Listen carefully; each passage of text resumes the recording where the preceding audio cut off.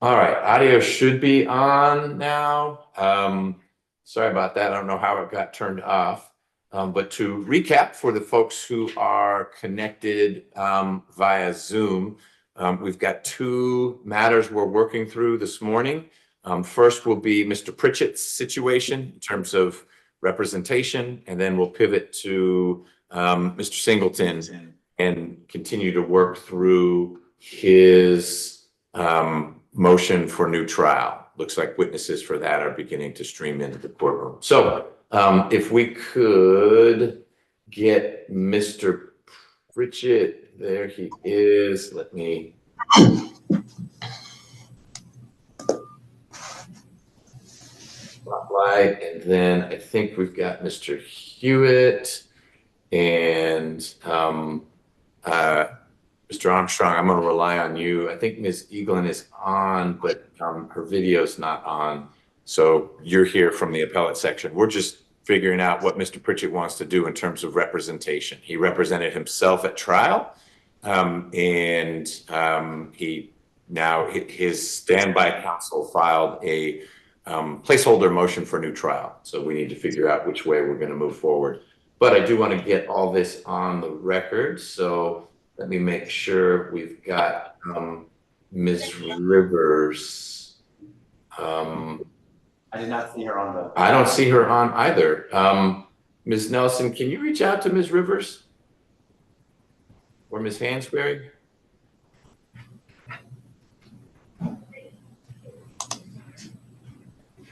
While we're waiting for the court reporter, Mr. Pritchett, are you able to hear us from the courtroom? I can hear you. Yes, I can. Great. All right. Give me a second about getting the court reporter on, and then we will get going.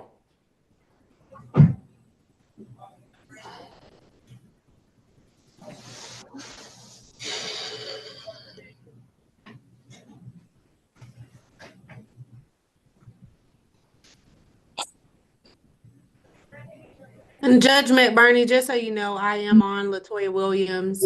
I was supposed to be in trial, but the case resolved, and so I am on this minute. Great. No, I saw your name on there, so I figured you were at least with one ear listening in.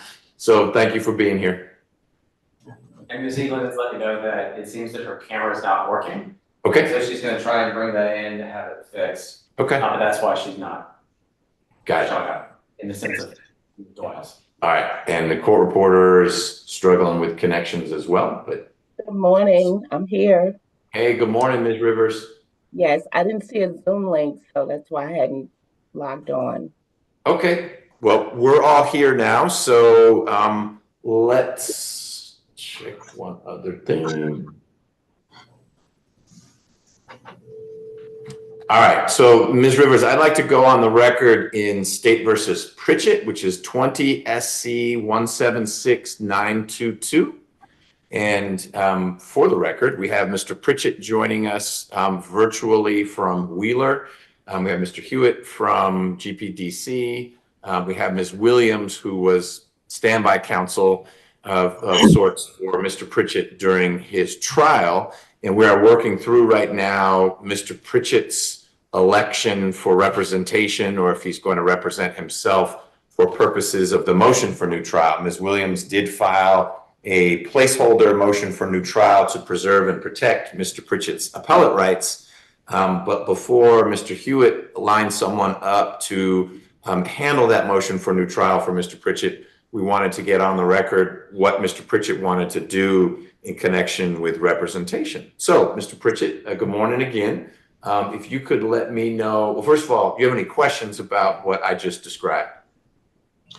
No, not necessarily on what you described. I do not have any questions on what you just stated. Okay.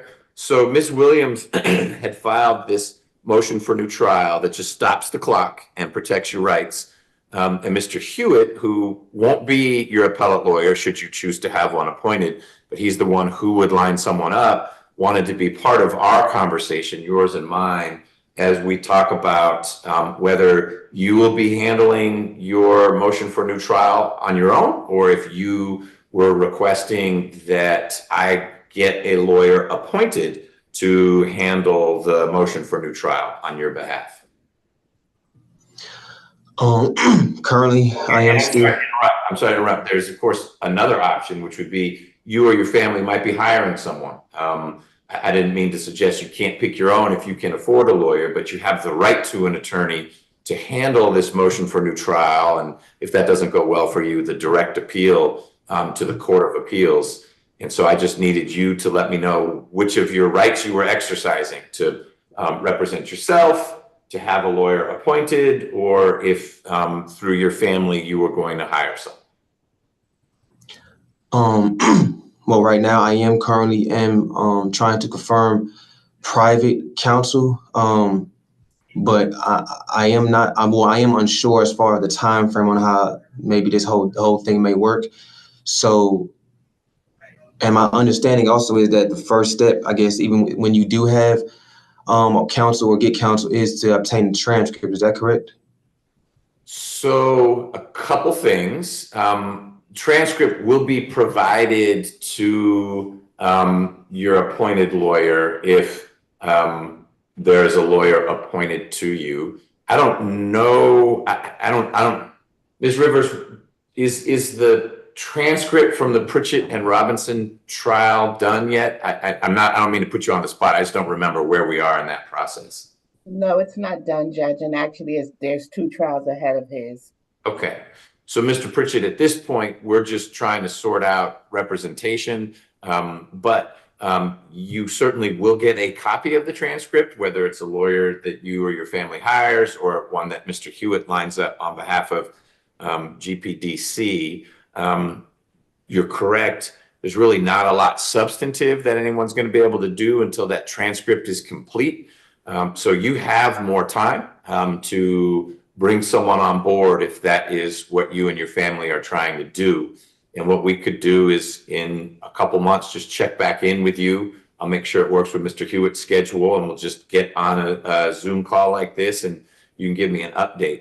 Of course, if your family hires someone between now and then, that lawyer just needs to file an entry of an appearance, and that will be a signal to all of us that you've got appellate counsel, and then we'll just be waiting for the transcript to be completed. Okay. Is there, not to put anybody on a rush or anything, is there a time frame that I can get to maybe possibly expect these transcripts? So I'll talk with Ms. Rivers offline about that. It's a fair question.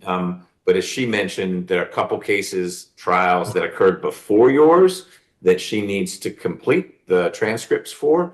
And then she'll turn to your trial, Mr. Robinson's trial, to get that transcript. But I'll tell you, it won't be next week that it's done. It's a question of weeks and not days because of where your trial is in the queue. But you should know that Ms. Rivers is working hard on those transcripts. It's what she's doing when she's not handling something here in court like this. Okay. That's fine. Now, I guess my next question, because I do understand exactly what you're saying. So since I am looking for private counsel, I will, take that opportunity and the time that I do have to confirm, whoever it is I may move forward with. If not, then I believe my parents are in contact with Mr. Hewitt. And so if anything changes as far as obtaining a private counsel, then I will make that attempt to reach out to him to, I guess, move on his recommendation of who to be appointed for me. But that's pretty much, I guess, all my only statement as far as, that matter. I do have one more other question. And being that I am still currently right now, my status really has not changed since the last time you met me. I still am here, standing in propria persona as a child of God. And so there was a motion that was filed, I believe on May 30th, a motion in arrest of judgment. And that has not been, no response, nothing heard of it. And so I do want to get an update on how I can, or we can move forward on getting that responded to or heard. Okay, well, I appreciate you bringing that to my attention. Let me look into the docket. And while I'm doing that, Mr. Hewitt, can you confirm whether Mr. Pritchett's family has been in touch with you? I believe I did talk to them and explain to them about this, this Zoom hearing, and suggested that they wanted to know if they could participate. And I said, no, I don't think that they would be participating, but I thought I referred them to your office to get them so they could see it. Okay. Got it. But they have contacted you, so it sounds like they know how to reach you if they end up unable to or choose not to, for whatever reason, bring in private counsel. It sounds like they might, on behalf of Mr. Pritchett, let you know that's where they've ended up, and then you'd be in a position to line up GPDC representation for Mr. Pritchett. Is that a fair summary? Well, yes, that would be fair, but I don't know that we need to. That it's a good idea to rely on the family to communicate that there's private counsel.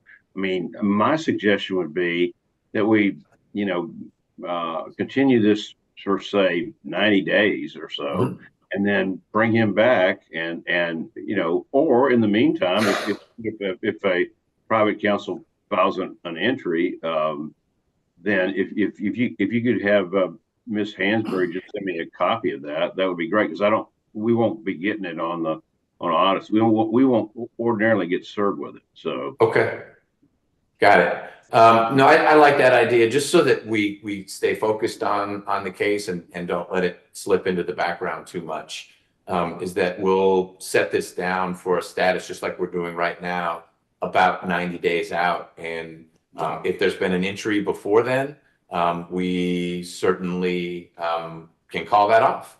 If there's not an entry of appearance by then, it may be that Mr. Pritchett's in a better position to say we're not able to line someone up, and so we'd like GPDC to start the wheels turning. Judge, may I say something with the motion arrest of judgment? Sure. By the code under 17961B, it must be made within the term of court at which the judgment is entered. The judgment in a criminal case is the sentence, which was entered on May 3rd. That was the last day of the term. So his motion in arrest of judgment later in May is likely untimely and something the court doesn't have jurisdiction to grant. Okay, I appreciate that. I'm trying to print it out now, and we'll take a look at it as well. We don't need to get substantive about it right now, but I appreciate that. If I need to rule on it, and if I feel like I need input from the state, I'll reach out to you and you can respond or get someone on your team to do it. But I will take a look at it. That is some new information for me as far as the timing. I tried to make sure that I was, time efficient from what I knew, as far as how, the law may work in that situation. Him saying that I guess I was sentenced on May 3rd. I just don't see how May 30th was out of that time period of that court term. So I do think he's incorrect about that. Okay, and like I said, I'm not going to be making any ruling right now, but what I am doing is printing out that motion in arrest of judgment so I can put it on the top of the stack of things I need to work on. So I'll focus on that. We will reset this about 90 days out so that we can get an update if there has not been any activity in the case file in terms of someone filing an entry of appearance, and see what we're going to do then. Mr. Hewitt, anything else from GPDC's side? No, Your Honor, I think you pretty much explained it. As you know, I'm just here as a special appearance.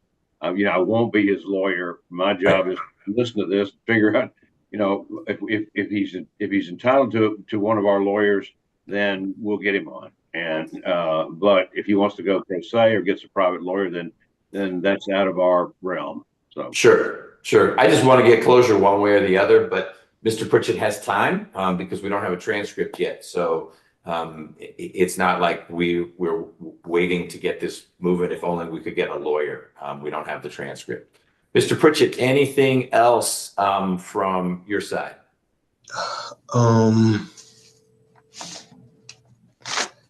Okay. This is, I guess, another question. Okay. So, so say I do get a attorney, whether it be from the public side or the private side, would there be a amended motion for new trial that would be filed by them, or would they just go off of what was originally filed in the beginning, I guess, from Ms. Williams?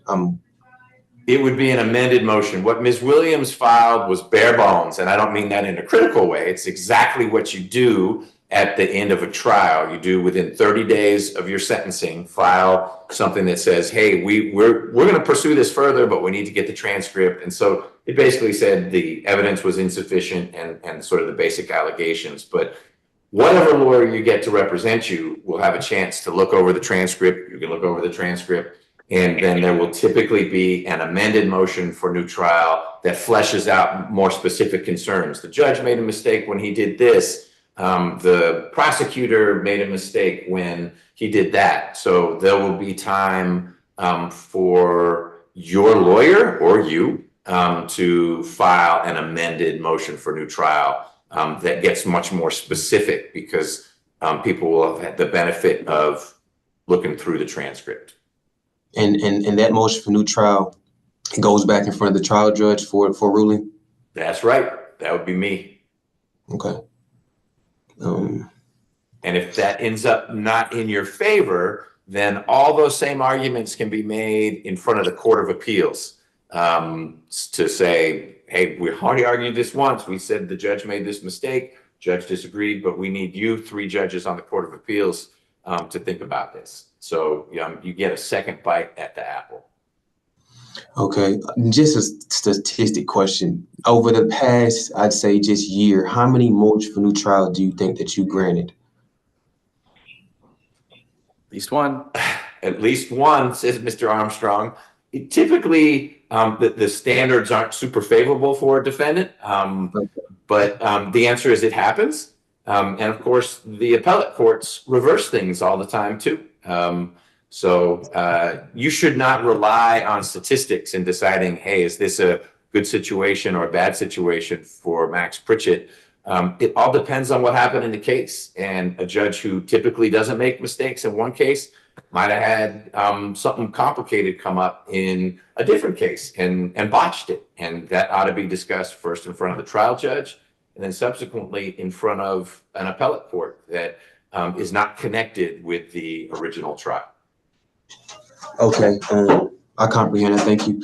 Thank you for that response. You bet. All right. Well, that is going to wrap things up on the Pritchett side. Ms. Williams, I don't think you'll need to plug in when we do our 90-day out. You were here today, and I appreciate that. But we'll have Mr. Hewitt plugged in, and that will serve as the appointed counsel backstop if that's the way we're going to go. So I appreciate you joining us today and for having filed that original motion for new trial. Thank you, Your Honor. All right. When you do get a chance, Mr. McBurney, please, when you do look over that motion that was filed, can you just, however maybe the process may work, whether you get me back through here, Zoom or whatever, can we just discuss that and, you possibly rule on that? Preferably in my favor, of course, but just so we can discuss, so it's not ignored is what I'm saying. Right. It will not be ignored. I'm printing it out right now. And if I feel like I need a hearing, then we'll do what we did today, which is get you onto a Zoom and have that hearing. If I don't need a hearing, I'm not required to hold one, then I'll rule on it. And I will make sure that a copy of my ruling gets mailed to you. Okay. All right. Okay. Thank you. You bet. Thank you, Mr. Hewitt. We'll make sure you get that date 90 days out as well.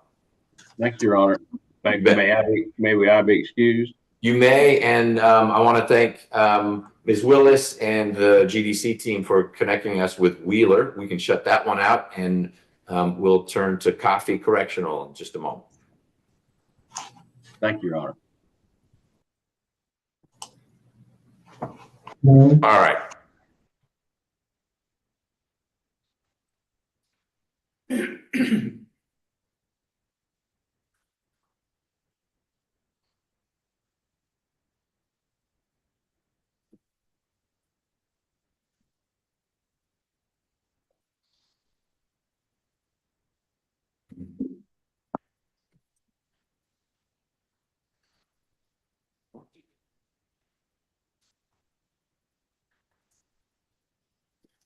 Active morning. Let's turn now to the Singleton matter and get on the record in that. That's 00SC09016. And I believe we have Mr. Singleton at Coffee Correctional. He's on the screen now. Mr. Singleton, are you able to hear us? You can just wave your, oh, you even can control the volume. Can you hear us? Yes, sir. Great. Good morning. We are here for, I don't know what part we're on, but another part in the series of hearings we've had on the motion for new trial and its various amendments. Mr. Hort is here on your behalf, Mr. Singleton. And we have Mr. Armstrong here on behalf of the state. Mr. Hort, I saw Ms. Ross show up, even though I thought she wasn't going to be here, but she is. So why don't you outline briefly what you see us tackling between now and when we have to stop today? Thank you, Your Honor.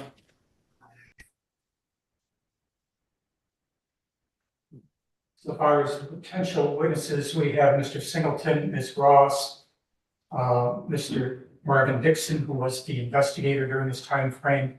And the investigator for the Fulton County Conflict Department. Okay. And then we also have asked Mark Mellon to be here. He is the ADA that filed the motion for a status hearing, also for the appointment of substitute counsel in 2005. Okay. Is there a particular order in which you want to go? I was going to, I guess, professionally ask that Ms. Ross go first. We don't get more time from her than we need to. That'd be great. Anything procedurally we need to take up before we dive into all that? Yes, sir. Okay. I'm ready. Thank you.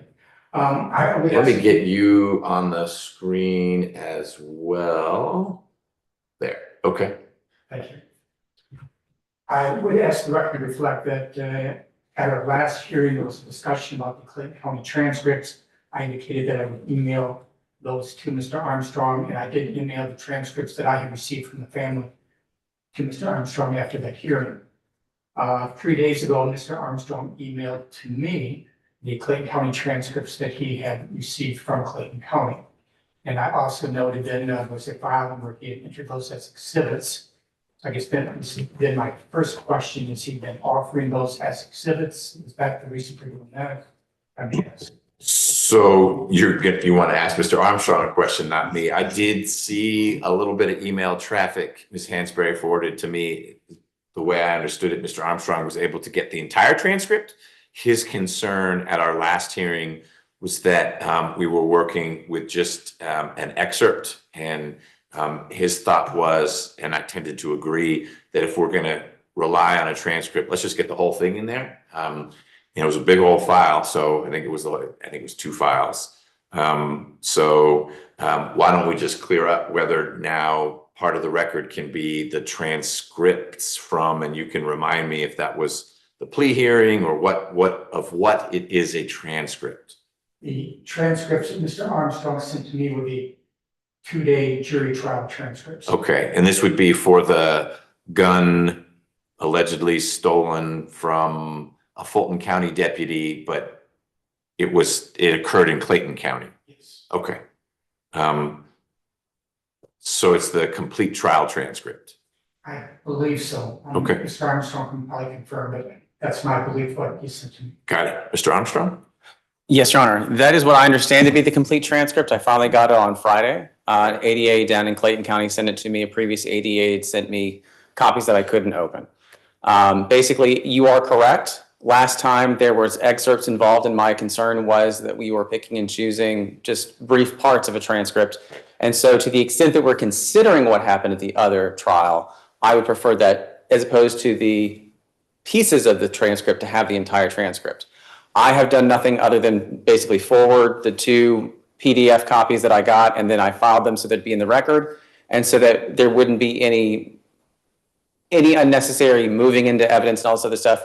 I wasn't doing it as an exhibit. To the extent that Mr. Hort was asking for us to have parts of the transcript last time, I wanted it to be available to him to have the whole one, and so that we wouldn't have to do anything unnecessarily to get it in. Got it. Okay. I think that answers it sufficiently for me. The Clayton County trial transcript of Mr. Singleton is now part of this record, and so it's something that can be transmitted to the Supreme Court if that's the direction this case goes. And it's certainly something people can rely upon, not just the excerpts that you felt were most germane, but the whole body of that transcript. So then they do not need to be separately admitted into evidence. They are considered as part of the court record that I can use, ask questions of witnesses, you look at, prosecutor use, whatever. Correct. Okay, thank you. Anything else procedurally? Yes. In preparing for today's hearing, I am not finding in any of my materials the July 7, 2000 water statement. It's referenced in the Fulton County jury trial transcripts at 2B585 and the Clayton County jury transcripts, page 138-139. So I would ask if Mr. Armstrong could email me the July 7, 2000 water statement. This is a statement that Mr. Waters made supposedly to whom? Detective Martin, Okay. I believe. All right. In connection with Detective Martin's investigation into the murder of Sergeant Grigley? Yes, Okay. And it's something that's referenced in both trial transcripts. yes. And you weren't able, I'm not surprised you couldn't find it in this case, since the entire case file is in a small box. Have you talked to Mr. Armstrong about whether he's able to get his hands on it? Way back when it was asked. Okay. He just waved at me. Mr. Armstrong. Yes.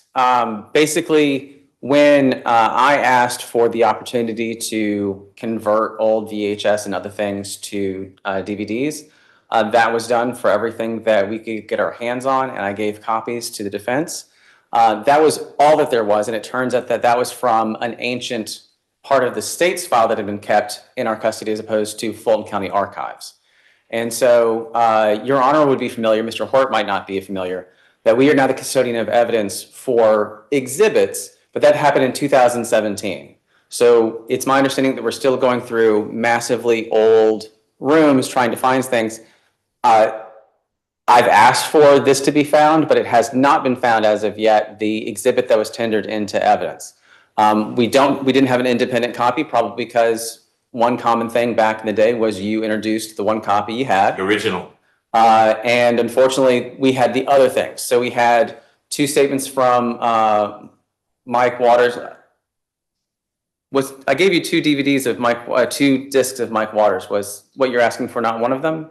Well, first, I don't believe the July 7, 2000 water statement was ever introduced as an exhibit. I thought you were talking about Mr. Singleton's. I apologize. That's the one that I was referring to that I would really like to get, but we have not been able to locate the ancient clerk's evidence of the case from 2001. Right. And so Mr. Waters' statements, I believe he made a subsequent statement after his first two statements. I thought the two that I'd given him were the two that he'd given to officers. I have not reviewed them recently. I know that I've given him two and that there were three statements by Mike Waters. Those are the ones that were in the state's file of the case. Got it. And are you pretty confident, Mr. Hort, that neither of the statements of Mr. Waters that you have on a DVD is from July 7th? I can look again, but I thought Mr. Armstrong just said they were issued as an exhibit. No, I apologize. I thought you were talking about Leslie Singleton's statement because that was the one that I was mainly concerned with. So I apologize. That's my misunderstanding. You actually said Mike Waters and I wrote down Waters. I didn't realize that until halfway through what I was saying. So I made copies and I have discs of them and I gave copies to Mr. Hort. One is listed Mike Waters interview. The next is Mike Waters interview. And who knows why people write things on here. It's number 27.M. Whatever that means. And then there was also the statement of Casimiro Mingo Ibarra and a DVD of Grigley, which I believe might have been of the crime scene or of something else. Those are what I provided Mr. Hort, and those are the only media that I personally have hands-on. Okay.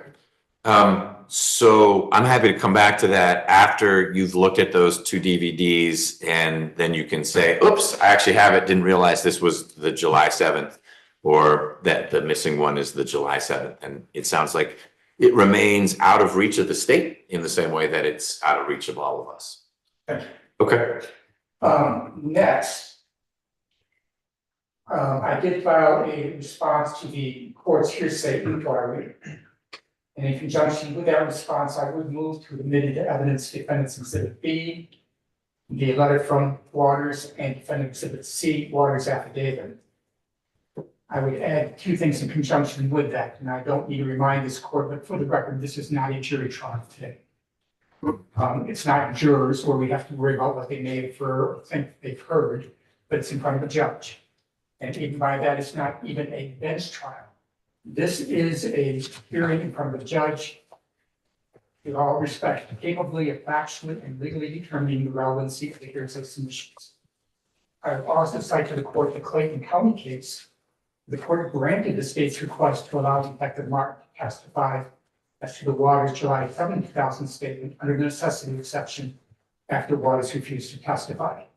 And I would submit the same thing happened here. Waters has refused to testify, and under the necessity exception under the Clayton County case, if not the response I filed, then Exhibit B and C should be admitted into evidence. So have you had a chance, Mr. Armstrong, to review Mr. Hort's filing? Would you like me to respond from the podium or from the table? He's at the podium, so as long as that microphone's working, we'll hear from Ms. Rivers if she can't hear you. Okay. Yes, Your Honor. First of all, Exhibit B is just 5 typed pages. There's no signature, no name, no date, nothing to indicate that this came from any particular individual. And so I don't see any basis from which the court could do. I don't see any basis for Exhibit C either, but at least Exhibit C is something that Investigator Allig apparently produced with Mike Waters. The state is objecting to hearsay in this exhibit. The bases upon which Mr. Hort's response indicated that it was admissible are all plainly incorrect. The first one was that this is a statement of a party opponent.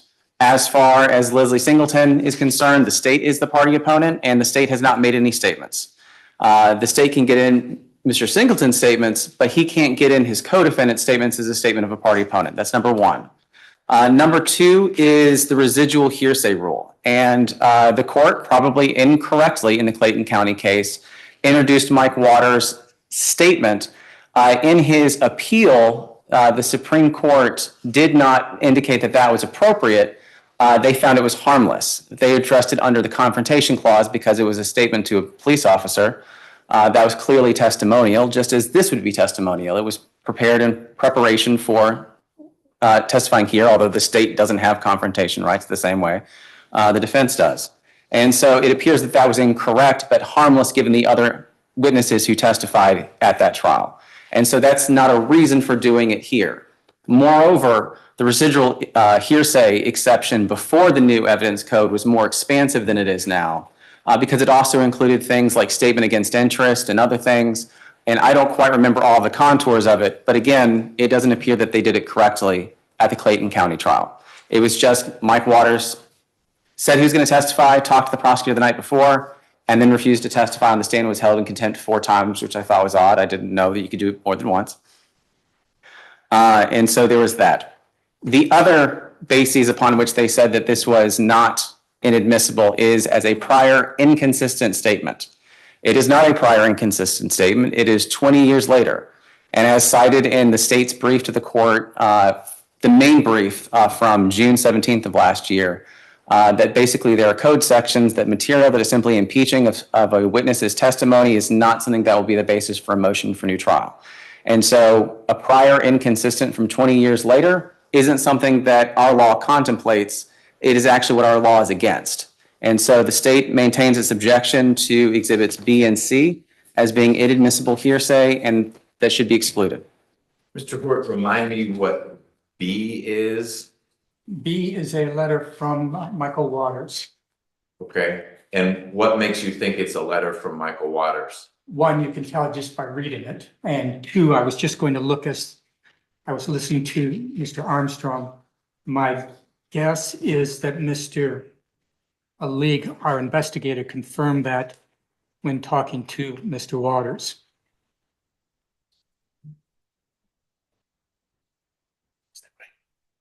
And he's telling me, yes, that's correct.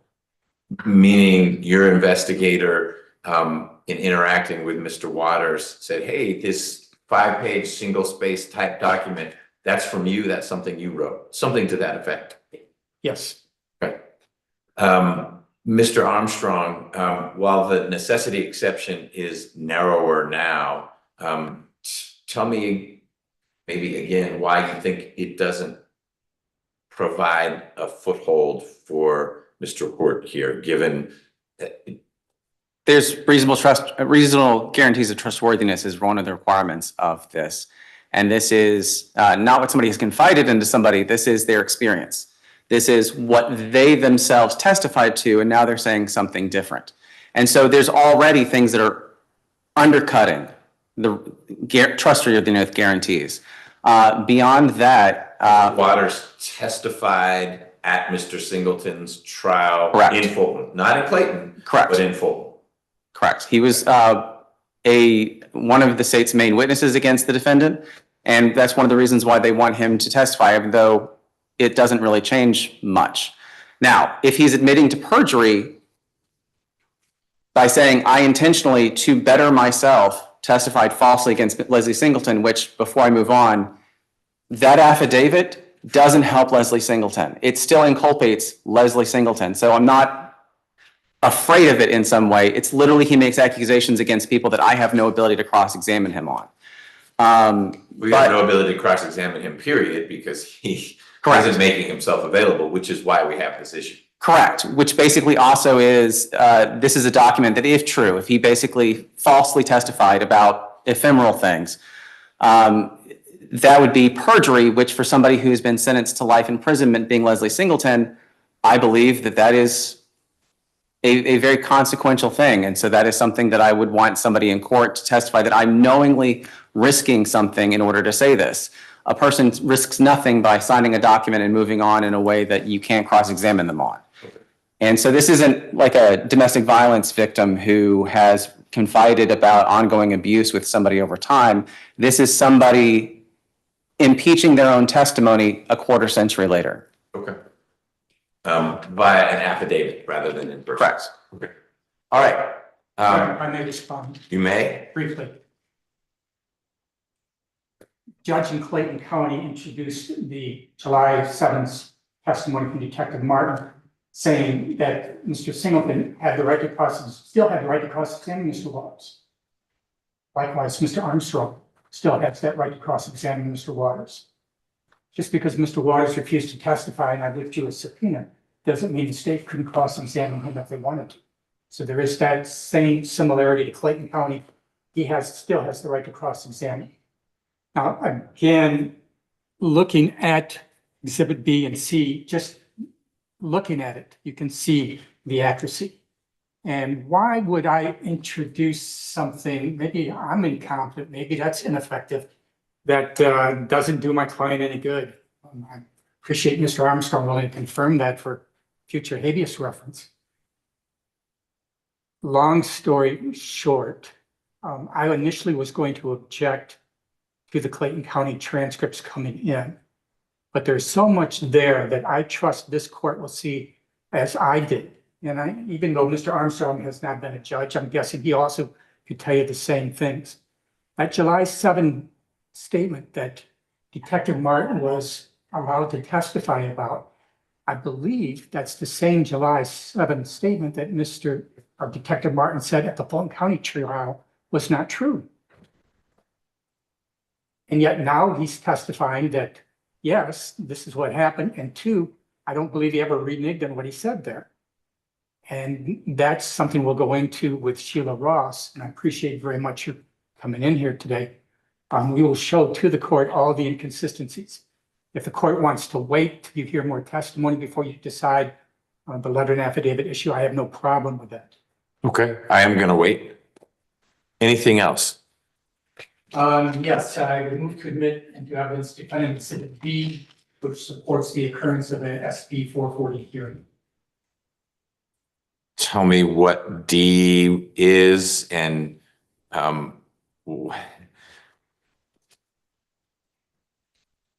sounds it supports the occurrence, as in you haven't been able to find proof that there was a SB 440 hearing, but you want there to be one. It's helpful to you if there had been one, and this supports the notion that there was one.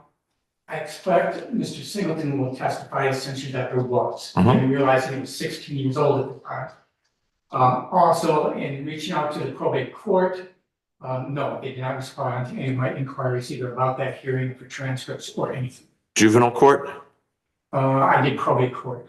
I can tell you who I responded to, who I asked. Nikiko Williams, Fulton County Juvenile Court. Juvenile court. Okay.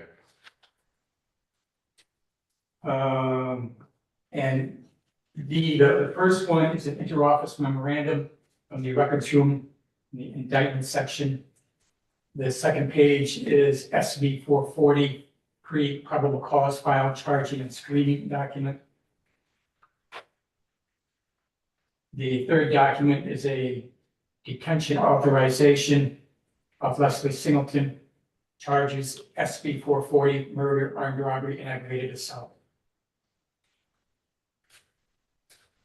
Have you seen Mr. Armstrong Exhibit D? And if so, any objection to making it part of the record? So I don't object to making it part of the record. I don't know that it should come in for the truth of the matter asserted because it's documents of people writing things, so maybe it should. I'm not sure.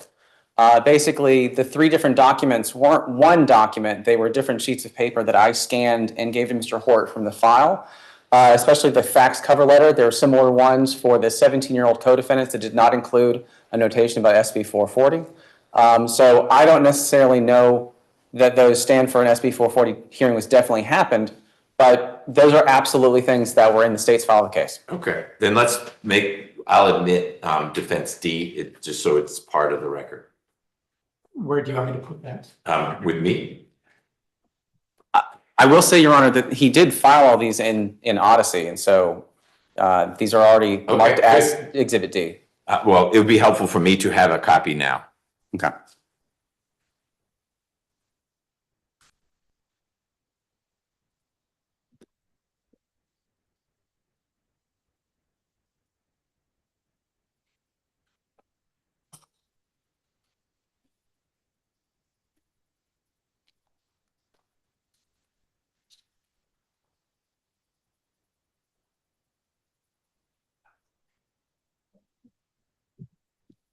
Thank you.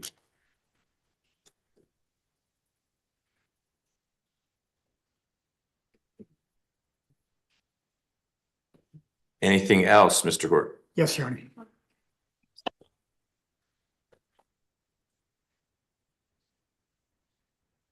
And with our discussion, I am then no longer offering defendant Exhibit E, which was part of the Clayton County trial transcripts, unless the court wants separately that information that we allege from that transcript. No, you can rely on whatever pages you want from it.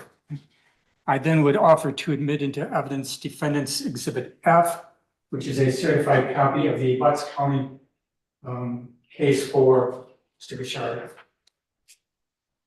Butts County case. That's where he had gone into the prison and then was charged, pled, I believe, no contest to a lesser charge.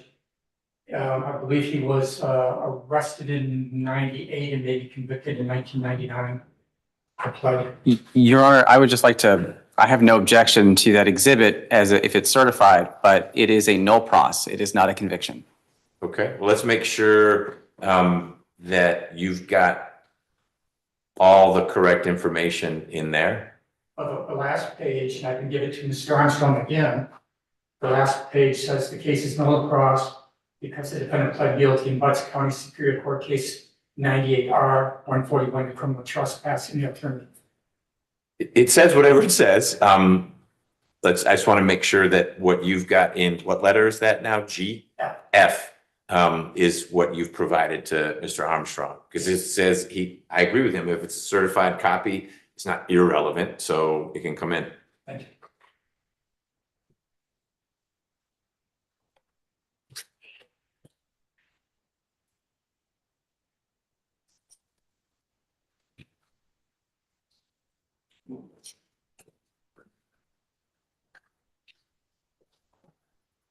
Do you have a certified copy of case 98R141?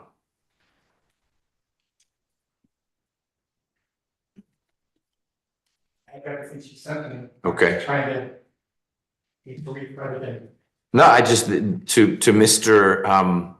Armstrong's point, this case 95R274 is in fact an ULPRA. So yes, Mr. Gishard was charged. It says what it says, but ultimately the state moved to dismiss, and a Superior Court judge in Flint Judicial Circuit agreed to dismiss the 95 case because of a 98 case.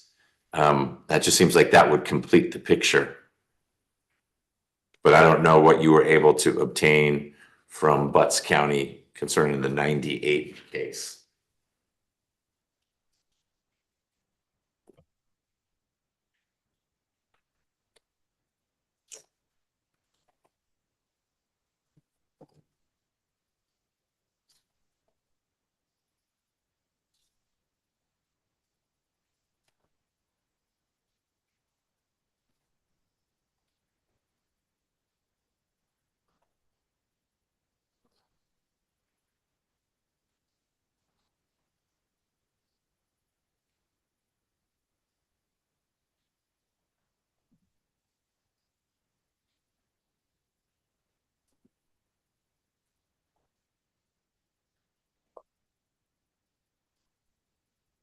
So I can add to that further documentation that I received from the Butts County Clerk. I'm showing that to Mr. Armstrong's. Mr. Armstrong, I'm not asking you to assess it on the spot there. We can always make a note that whatever exhibit this would be, F1 or G, could come in after you've had a chance to review it, or not come in if you reviewed it and think there are issues with it.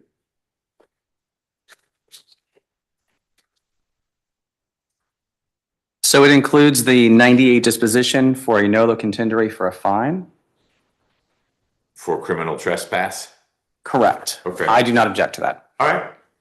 With the court's permission, I'll just have you add that to F. F, okay, F has grown.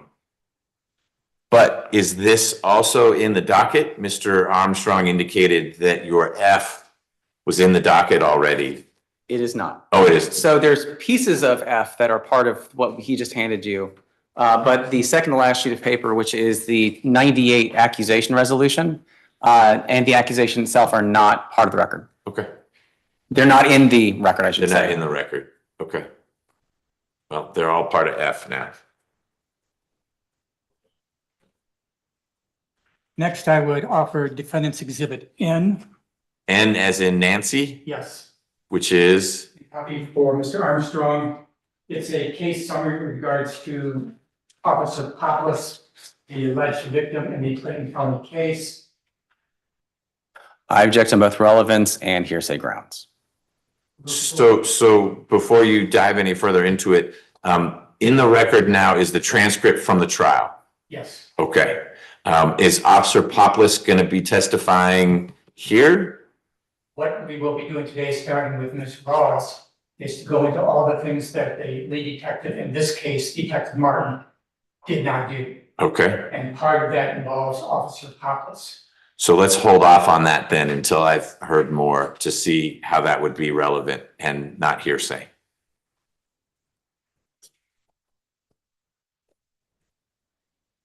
And then I would offer into evidence, and I take great delight in doing this, What letter are we on now? P. P. Copy Okay. of Mr. Armstrong. Defense exhibit P under state v. Sinkfield, Okay. the leading questions that were asked in this case. Okay. I'm very confused as to what the relevance or what this is. So let me see if I understand. You have in Exhibit P extracted from the trial transcript of State versus Singleton, this case, all the questions you believe that were asked by one of the prosecutors that were leading to which there was no objection. Yes, So this is a compilation yes, by you from the transcript. under State versus Sinkfield. Okay. What is State versus Sinkfield? I have to ask Mr. Hort. If you remember correctly, well, at the beginning of our hearings, you indicated that you delight in that case and that you may be using that in this case, which then caused me to go and look at State versus Sinkfield. And I saw one of the things on appeal. They said the appellate attorney never even supplied the court with the leading questions. And I thought, wow, I'm sure the trial court would have looked at the transcripts. But anyway, under Sinkfield, that is what I'm doing here now, is supplying to the court the leading questions that were asked of the various witnesses. Does it have page references? It seems to. Okay. So this seems more like a filing rather than an exhibit. So if by agreeing, I agree that these are leading questions, I'm not going to do that.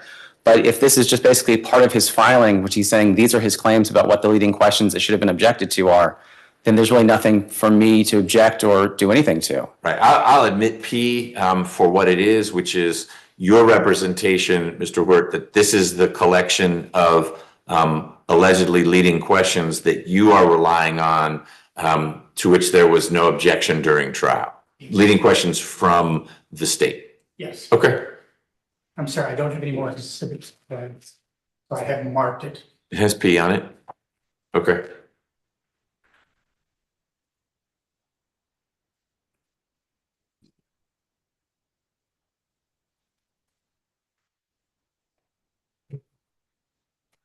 More?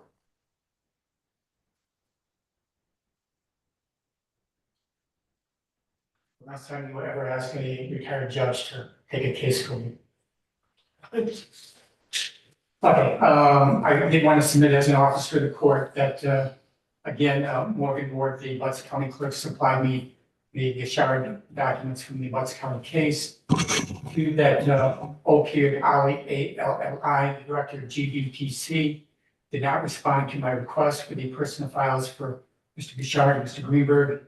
I'm guessing likewise, Mr. Armstrong has not received the information requested in his email. And finally, as indicated to the court, McCoy, M-E-I-K-O-E Williams from the Fulton County Juvenile Court did not respond to my request for the transcript of a hearing transferring to the adult court and any other hearings that occurred in this case in the juvenile court, all pleadings, exhibits, documents, etc. Got it. And with that, Mr. Armstrong, anything procedurally we need to take up before Mr. Hort calls his next witness? No, Your Honor. we then would call Sheila Ross. All right. And Your Honor, I believe the rule has been invoked and Ms. Wardell is here, and I believe Mr. Hort mentioned her as one of the potential witnesses. Okay. Do you envision recalling Ms. Wardell to the stand? No. No. I must have misheard. Okay.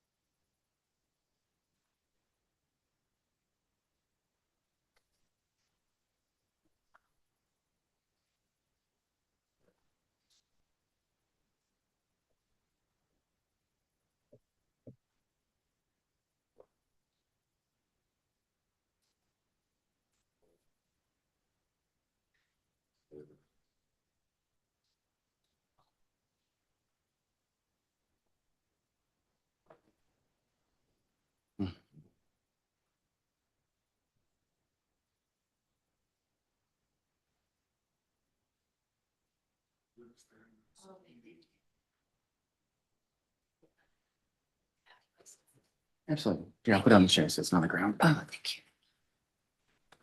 Thank you.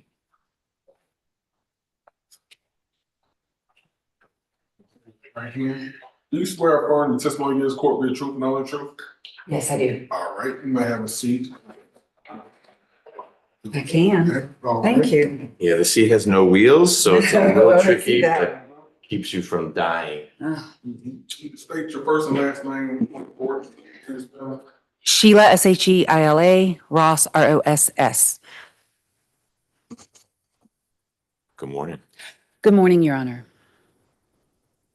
I'm connecting that camera so that Mr. Singleton can see the witness. It wasn't added for some reason.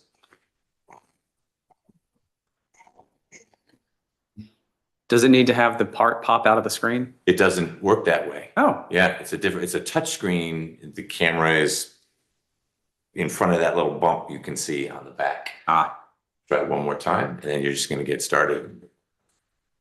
Mr. Hort, can you make sure that microphone's in front of you?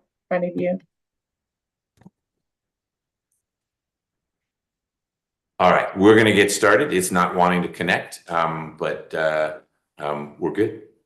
Thank you, Your Honor. Your Honor, just before we begin, can I just put on the record that the defense asked for Mr. Singleton to appear by Zoom, and so any issue with the courtroom is something the defense basically accepted the risk of. Sure. No, thank you for clarifying that. Mr. Singleton has, throughout the many hearings we've had, requested that he appear virtually from his location rather than come back to the Fulton County Jail and ultimately into court. It sounds like that will even include his testimony. The state has not objected to Mr. Singleton testifying virtually, which I think we'll get to today. But we are having a technical glitch that is making it hard for outsiders to see the witness. But Mr. Singleton has made his own decision to be an outsider for purposes of connecting to the hearing. Okay, Thank you, Your Honor. you bet. Mr. Ross, first, I apologize for the way this has happened here today. It was only like last week or so that I realized that you would be a valuable, or could be valuable in this case. And then when I had my investigator reach out, unfortunately, you were on vacation by the state. I'm not due back until today. And I appreciate very much you coming in. But again, I apologize that we did not give you more advance notice. We're all appreciative you're here. Anything for you, Your Honor. And believe it or not, I am told by many defense attorneys that you are a highly respected prosecutor. Don Sanders says you have a stellar reputation. Now, can you give the court, for the record, even though it's your judgment, Bernie knows, Mr. Armstrong knows, and I kind of know, a brief history, your work background, experience, etc. I am a career prosecutor. I've practiced law in Florida, California, and the state of Georgia. I graduated from Emory Law School with distinction. I worked in this building for about 15 years. With the DA's office. Correct. Now you're with the Prosecuting Attorneys Association. I am with the Prosecuting Attorneys Council of Georgia. I am the Director of Capital Litigation for that agency. By that you still do sometimes prosecute cases. Absolutely. I just tried a case last November. All right, well, why? Yeah. And I also understand that you also have fairly extensive experience so far as teaching students, would-be prosecutors, educating them on the law, the practice of prosecutors, etc. So part of my duties at PAC is to engage in training. And so I do train prosecutors throughout the state on certain issues such as murder and jury composition and things like that, DNA. And again, I don't know how much time you've had to look into any of this. The case is from 2000, and I understand that was 24 years ago. In hindsight, it's always 2020. But with the passing of the trial attorney and other possible witnesses, and the mental health issues of the appellate attorney, there are questions hopefully you can answer. Have you talked to Mr. Armstrong before today's hearing? Yes. And did he give you anything to review prior to your testimony? So he was kind enough to email me the trial transcript and a transcript or two of Mr. Waters' plea. And I read those at about 11 p.m. last night. Did he impose on you having to read that when you were on vacation? Well, he did not impose it upon me, but he sent it to me, and I decided to read it out of respect for the court so I could be prepared. as prepared as I could be. A few documents here, if you need to refresh your memory for you to look at. And again, I apologize. Please make sure that if you need to see something, that don't feel at any way hesitant to do that. Have you reviewed or looked at anything else? Other than I got an email from Mr. Armstrong that contained attachments. I can't even tell you what those attachments are. But yes, he sent me, I have reviewed Mr. Armstrong's emails, which had attachments. Anything else? Google or anything like that? No. It's my understanding that you were admitted to the bar in Georgia on July 2, 1998. Is that correct? Sounds about right. When did you start working as an ADA with the Fulton County District Attorney's Office? You have to give me the exact date, but if you remember. Well, I knew it was after that date, so maybe it's either August or October of 98. Was this your first murder trial? No. So in a little more than 2 years, how many murder trials did you have before this? Plenty. I couldn't give you a number, but we had a lot of murder cases to try here in Fulton County. That's semi the norm for DA Howard to put brand new attorneys on murder cases? Well, so I wasn't brand new. I had been a prosecutor in the 4th Judicial Circuit of Florida before I came here. So I had been there for a little over 2 years and had a great deal of trial experience when I got here. He also was a relatively new DA at the time that I got here because I think he took office about the year before I came. So he had a lot of turnover in his staff at the time. So the way it worked out, I was a little more experienced than most when I arrived here just because of my time in Florida. I mean, I'm sorry, that you then were admitted to the Florida bar before the Georgia bar? I was. Practiced as a prosecutor in Florida before then be admitted to the bar here in Georgia. Yes. What can you tell us about DA Paul Howard during this time frame? So you need to Right. ask that question more narrowly. We're talking about a time frame, this. I don't mean chronologically more narrowly, but what can you tell us about Paul Howard? That could be a short answer. It could be a very long answer. What in particular do you think is relevant about Mr. Howard's leadership of the district attorney's office around the time of your client's trial? Let's use the judge's question. So I'm not asking Ms. Ross to say what she thinks is relevant about his leadership at the time. I need you to narrow it to, was he a hands-on leader such that Ms. Ross had no discretion or whatever you're interested in, but I need you to narrow that question about thoughts about Paul Howard. Was he a hands-on DA? yes. He, at least when it came to the murders, because that's mostly what I dealt with in my entire career here, he was very active in the indictments on murder cases and the trials and pleas on murders. Did he have an indict first, investigate second policy? No. So that would have been out of the norm what he did with charging all the police officers that led to maybe. Objection, Your Honor, relevance. Right. The relevance is because that's what happened to the police officers that led to him losing to DA Willis. How many years later was that? Let's stay focused on what was happening in 99, 2000 and Right. how things might have changed 20 years later. I was not in the office when that case was indicted, so I don't know what he did in that particular case. When I was in his office and when I was handling murder cases, we were instructed to investigate the murder cases and indict them as quickly as possible, hopefully within 90 days, but even then we weren't able to indict all murder cases within 90 days. Did that play any role in the Water Singleton arrest case? Did what? Play a role? I'm assuming the case was handled like almost every other murder case, which was we would investigate it. We would do our best to indict it within 90 days. Sometimes we could, sometimes we could not. Did that thing sometimes happen where indicted and then get a co-defendant to testify against his co-defendant? Co-defendants were more likely flipped post-indictment in the state system than and in Fulton County. We rarely would flip a co-defendant pre-indictment. So we would indict a case, and then if we had co-defendants, if they wanted to enter a plea, then that was usually done after indictment.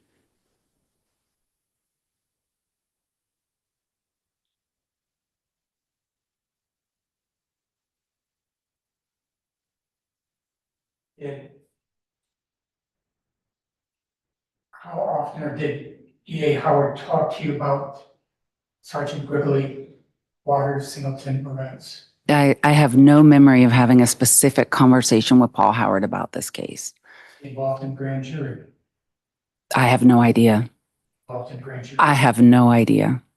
When you say you have no idea, meaning you don't recall? I do not recall if I presented this case to the grand jury or not.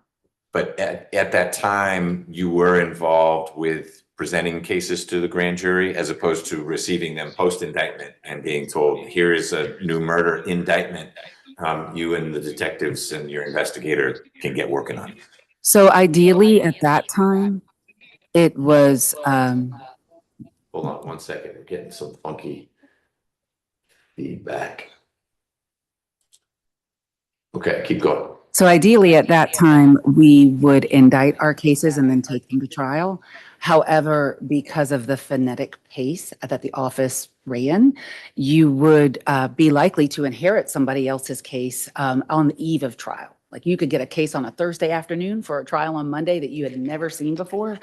I'm not sure this was one of those cases for me. I don't think so, because I took the plea earlier, a few months earlier. I'm just not sure when I got assigned this case. Okay. So it's possible you were involved from pre-indictment onward. It's possible you got it when it was time to take a plea and rolled with it Right. from that point forward.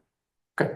If your name is mentioned at various hearings with Waters, Morez, Singleton, prior to the trial, that seems to suggest that you had it from the get-go. Oh, I definitely know. No, it just knows that just means I had it at the hearings. I had it before the co-defendants were flipped. I obviously was in court when Waters entered his plea. I just don't know if I had it at indictment, and I don't remember when it was first given to me. I'm not completely familiar with the indictment process in Georgia, but we're looking at the indictment help all. Maybe if I could see it. You may.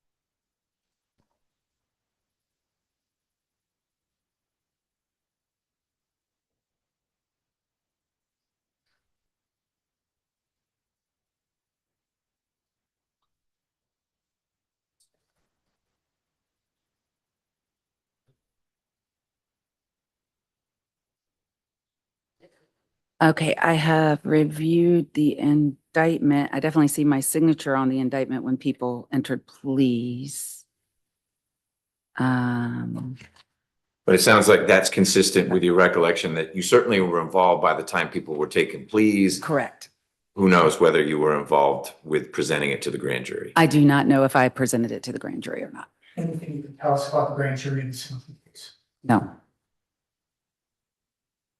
Realizing there are certain aspects that may be confidential. Would the grand jury information, documentation minutes still exist today? I have no idea. Or back then? We didn't invite court reporters to grand jury, so I don't know what records there would have been of grand jury, unless it was an officer involved shooting, which this was not because he was a decedent in this case. Shooting. I get that, but no, he was a victim of an armed robbery. It wasn't like an officer involved shooting where there's a shootout between the police and the bad guy or good guy and everybody lives. That's what I'm talking about. When the officer's being prosecuted is when we would invite a court reporter to the grand jury. Here, the officer was deceased, so we did not, there was no court reporter. That's not our practice, but I don't remember the grand jury in this case, and even if I were there. Why would you invite a reporter if? Because the officers, So we're going to get way off track, Yeah. but an officer has a right to testify Right. if the officer is the subject of the indictment, he has a right to address the grand jury. And so a record is typically made of that back and forth. So it is officer involved shooter where the defendant would be the officer that a court reporter is going to be present for the grand jury proceedings. If the officer is the decedent or a witness or related to someone who got shot, no court reporter in the grand jury in Georgia, Right. or at least in Fulton County. right, I'll take judicial notice of that. correct. Actually, that would have been your answer. Yes. Better said than It not. was her answer. Yes. Just repeated it. Okay. No. No. I would ask Mr. Armstrong to answer that question. Mr. Armstrong is supposed to what? Whether any grand jury information, documentation, minutes, anything that still exists today from the Singleton file. I'll stay in my place. I have not seen any. I have not looked for any, but I don't expect any to exist, Okay. other than the indictment itself with the clerk's number on it. As far as the indictment on its face, that's a true bill. But is it possible that this was done instead as a special presentment? Objection, Your Honor. Relevance and personal knowledge. She's indicated she doesn't know what happened to the grand jury, but also it's going to be clear on the face of the indictment whether it was a true bill or a special. I'm confused as to the question. Well, you just objected to, is your objection confusion? Is your objection relevance? Yes, basically relevance, and why does it matter whether it was a special presentment or not? And also, if she's testified she has no memory of the grand jury, how is she going to have personal knowledge of that question? Okay. Foundationally, what do you mean by special presentment, Mr. Hort? That's what I was going to ask her.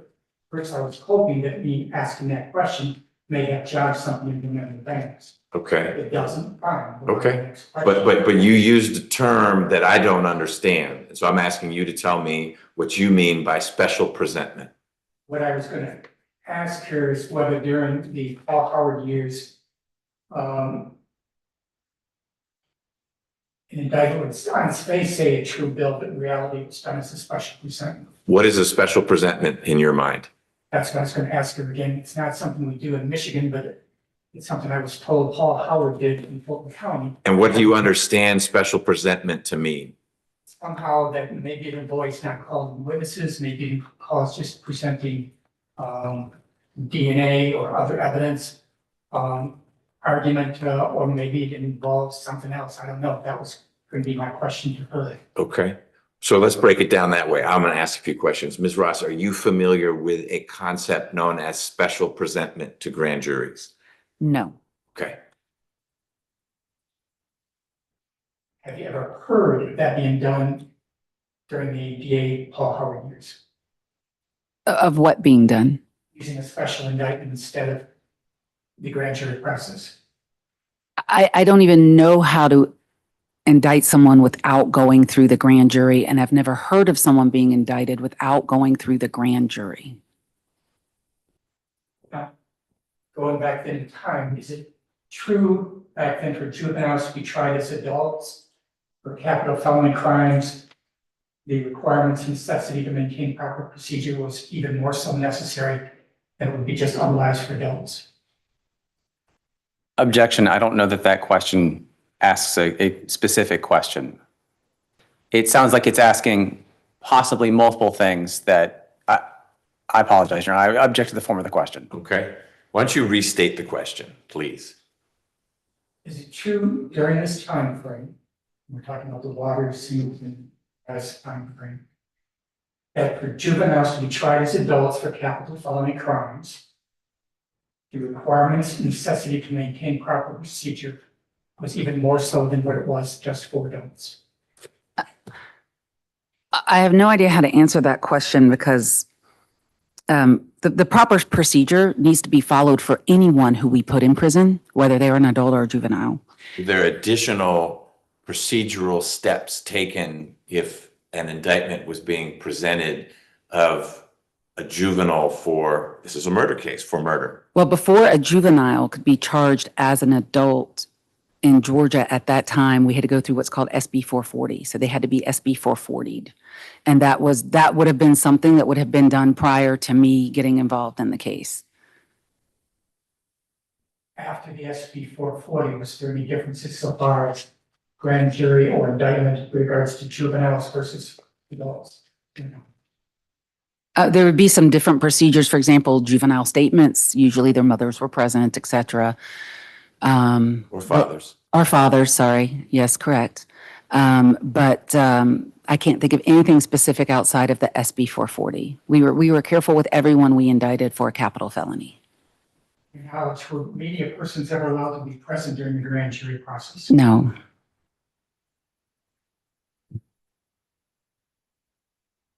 Do you agree that the murder of Sergeant Brigley was a high publicity major murder trial? And I would not. Like in retrospect, no. Maybe at the time it was, but I had very little even independent memory of this case until I read the transcripts again. And now I remember it. And maybe at the time it was a really big deal, but I don't have any recollection of that. Was the murder of a police officer? It was a murder of an off-duty Atlanta police officer during the commission of an armed robbery carjacking, yes. And it involved young, obviously, Mr. Singleton, a juvenile. It involved 3 people who were young, yes. Singleton was a juvenile.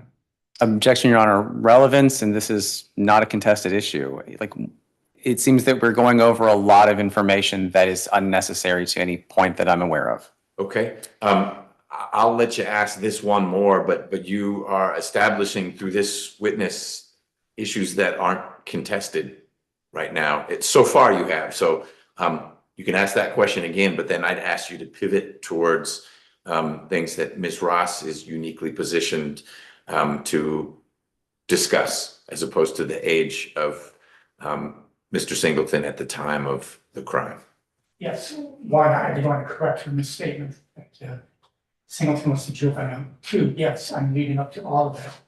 I've got maybe 20 pages of questions to ask you. Okay. I tried to do a prelude ahead of time, hopefully to help jog your memory, hopefully to establish some of the issues that are related to my other question. Got it.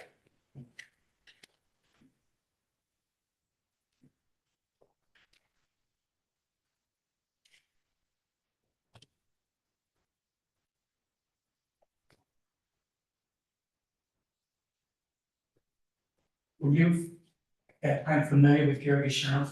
Yes, And he had been known to be a very good criminal defense attorney. yes. Did this at some point change? Not in my mind. He was a very good criminal defense attorney in the Singleton case, Yes. saying that part of the memory you remember. I read the transcript last night at around 11 p.m., like I said, so it refreshed my recollection of what Gary Gishard did in this case. Mr. Try to file any motions. He had to file a Jackson Deno because we discussed one. That and that I can't recall another motion. And if he did not file that Jackson Denham motion, would that then maybe support that he wasn't this outstanding criminal defense attorney? No, that would not change my opinion. In a major murder case, it's no big deal if the attorney doesn't file, if we would file a motion for Jackson Denham. If it's not meritorious, I would think no. But when you discussed with him at that point, did it appear to be meritorious? I didn't discuss anything with Mr. Gishard about a motion. Obviously, you discussed it with him. No, What did you get to? I don't know. You referenced being aware of something about Jackson Deno. Was it because you saw it in the transcript? Yes, I read the transcript. Okay. It's not because I discussed a Jackson Deno with Mr. Gishard. I'm assuming he filed one. Did Mr. Gishard ever talk to you about a possible plea? I have no recollection of that. That's something you would have remembered if you would have? Not necessarily. Did he ever talk to you about his juvenile positives? What do you mean? Did he ever talk to you about Mr. Singleton? At that point in time, he just turned 16-year-old juvenile positives in his character, why what happened, anything that would maybe evoke any type of sympathy or understanding from you? I have no recollection of him talking to me about Mr. Singleton. Do you know who Susan Wardell is? Yes, True that you had worked out prior plea agreements with her in murder cases? I probably did. Yes. He had very extensive juvenile behavior experience, is that correct? I don't remember, but I don't remember. Remember the judges sometimes asking her at the hearing, are you here as an attorney or as an expert? I do not remember that, but I remember her. Did the charge ever have Susan Wardell talk about possible plea? I have no recollection of any plea negotiations in this case. And it wouldn't have been up to me. If they had offered me a plea, I would have to take it back to my boss, the district attorney, and he would have to approve a plea. That's essentially true. Everything, any important decisions you had to go back to Mr. Howard to get his approval? Any plea negotiations in a murder case required the district attorney's approval. Talk to DA Howard about the plea negotiations with Waters, I had to have, because I would not have been authorized to make that decision on my own. about David Lorenz. I would have had to have, because I would not have been authorized to make that decision on my own. Remember whether DA Howard or anyone else told you no deal in a Singleton case? I have no memory of any plea negotiations with Leslie Singleton.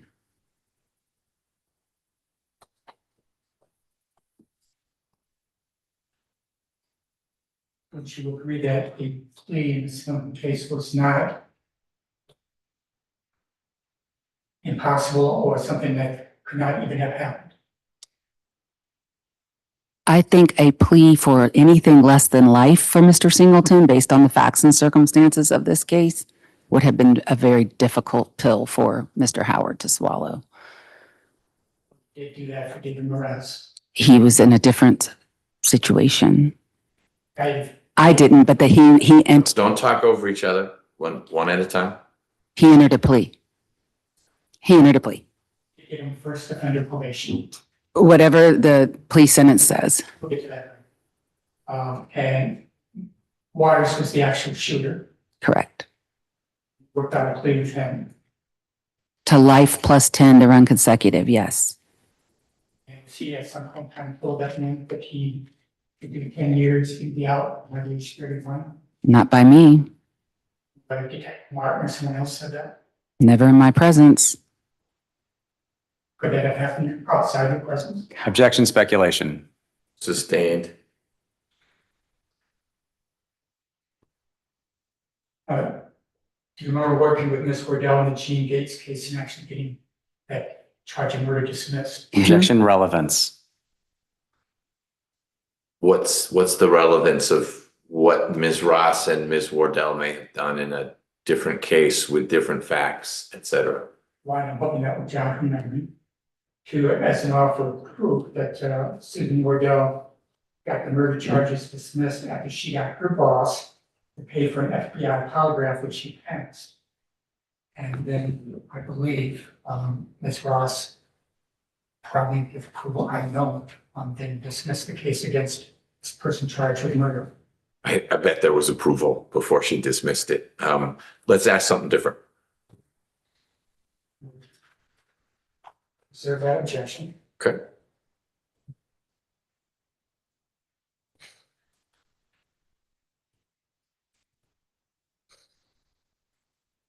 Did you have any involvement with the Singleton Clayton County case? I don't believe I would. I don't even know if he had what Clayton County case did he have? And I would not have, because I don't practice law in Clayton County at the time I was in Fulton.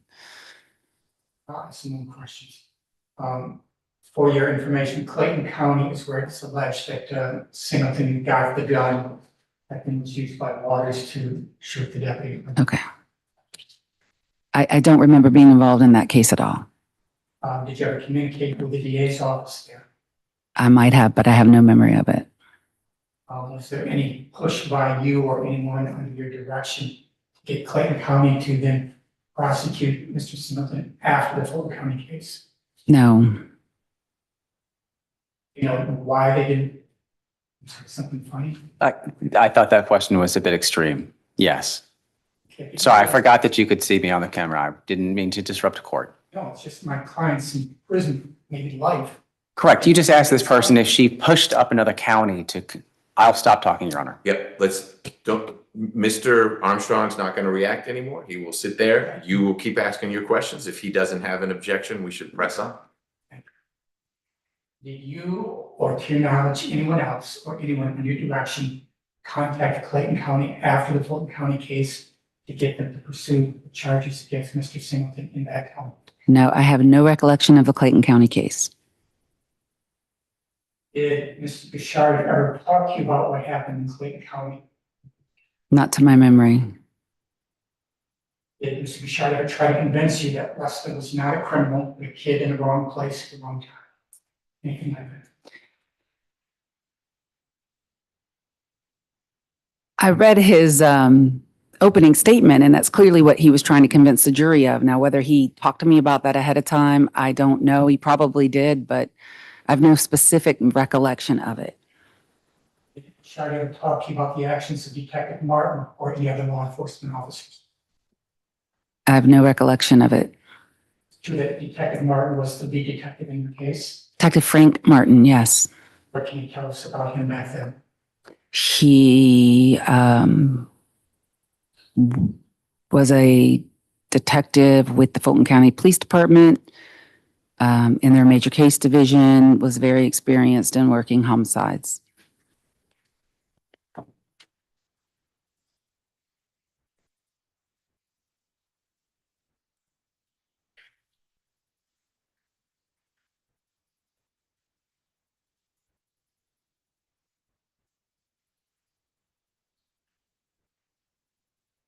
Did Mr. Armstrong give you a copy of Defendant's Exhibit J, the statement of Officer Bell conducted by Detective Newton? I don't have any memory of that, so no. That income mails? I mean, it may have, but I don't remember it. So I read the trial transcript and the transcript of Mr. Waters' plea. That's what I read. Ms. Ross did testify that she had received a bunch of other attachments, but given the hour that she received them, my understanding is she focused on the trial transcript. So you're free to present her with anything you want, as long as you show it to Mr. Armstrong on your way up. This is Defendant's Exhibit J, which has already been admitted. Do you need to see it again, Mr. Armstrong? If it was part of the first suite of exhibits, no. So, Ms. Ross, I'm going to show you what is marked and has been received as Defendant's Exhibit J.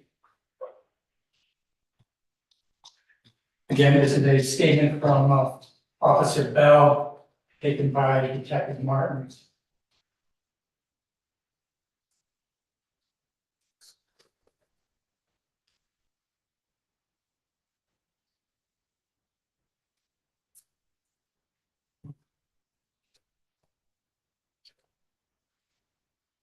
Do you want me to read all of this? I'm going to be asking you questions, science. Okay. Yeah. How long is it? It's about 7 pages. All right. Would this be a good time, Mr. Hort, to take a 5-minute break for everyone? And Ms. Ross could read it and then we resume? That's fine. Okay, why don't we do that? I'll be back out here in about 5 minutes. I got to print out these final dispositions on these two young men who turned themselves in. So let's resume in about 5 minutes. Thanks. If you need more time to read it, you can have more time. Thank you. Sure. You said 10 minutes, Your Honor? I said 5, but if you need a little That's more than fine. 5, that's fine.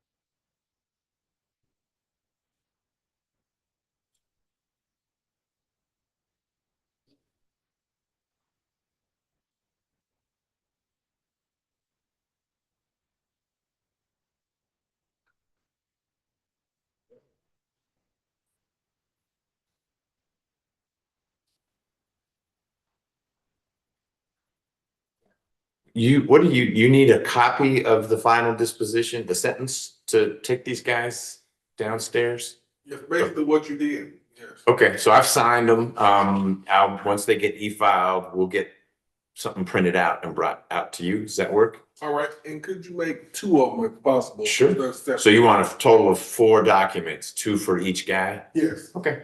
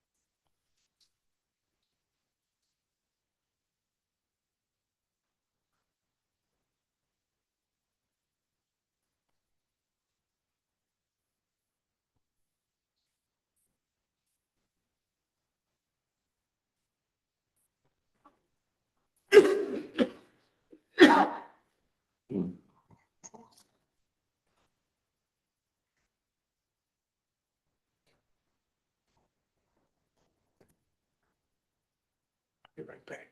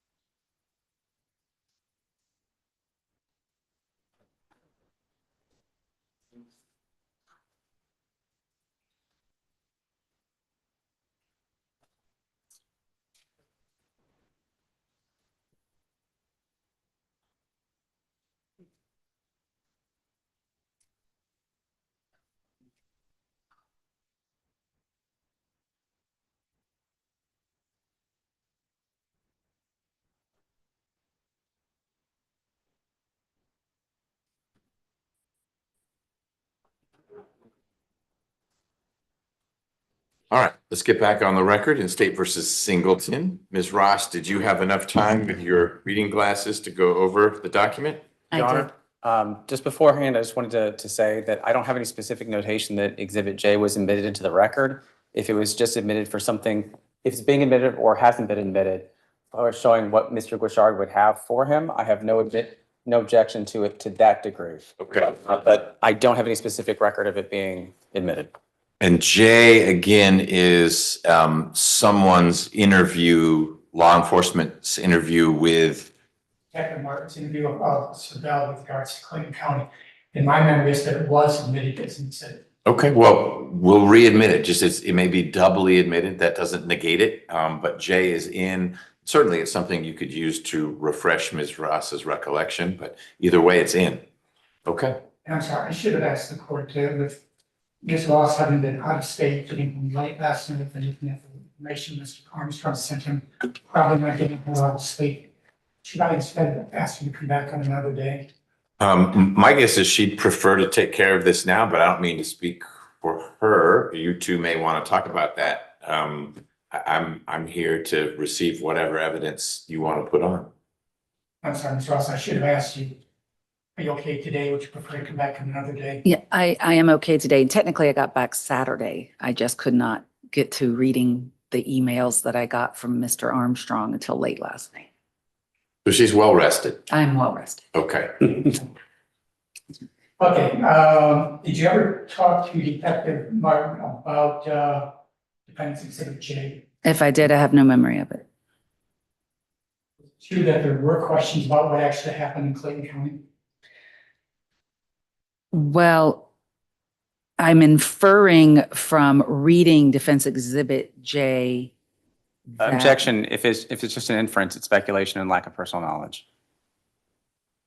Okay. The objection is that now this witness is sliding into the area of speculation. So do you want to ask a different question or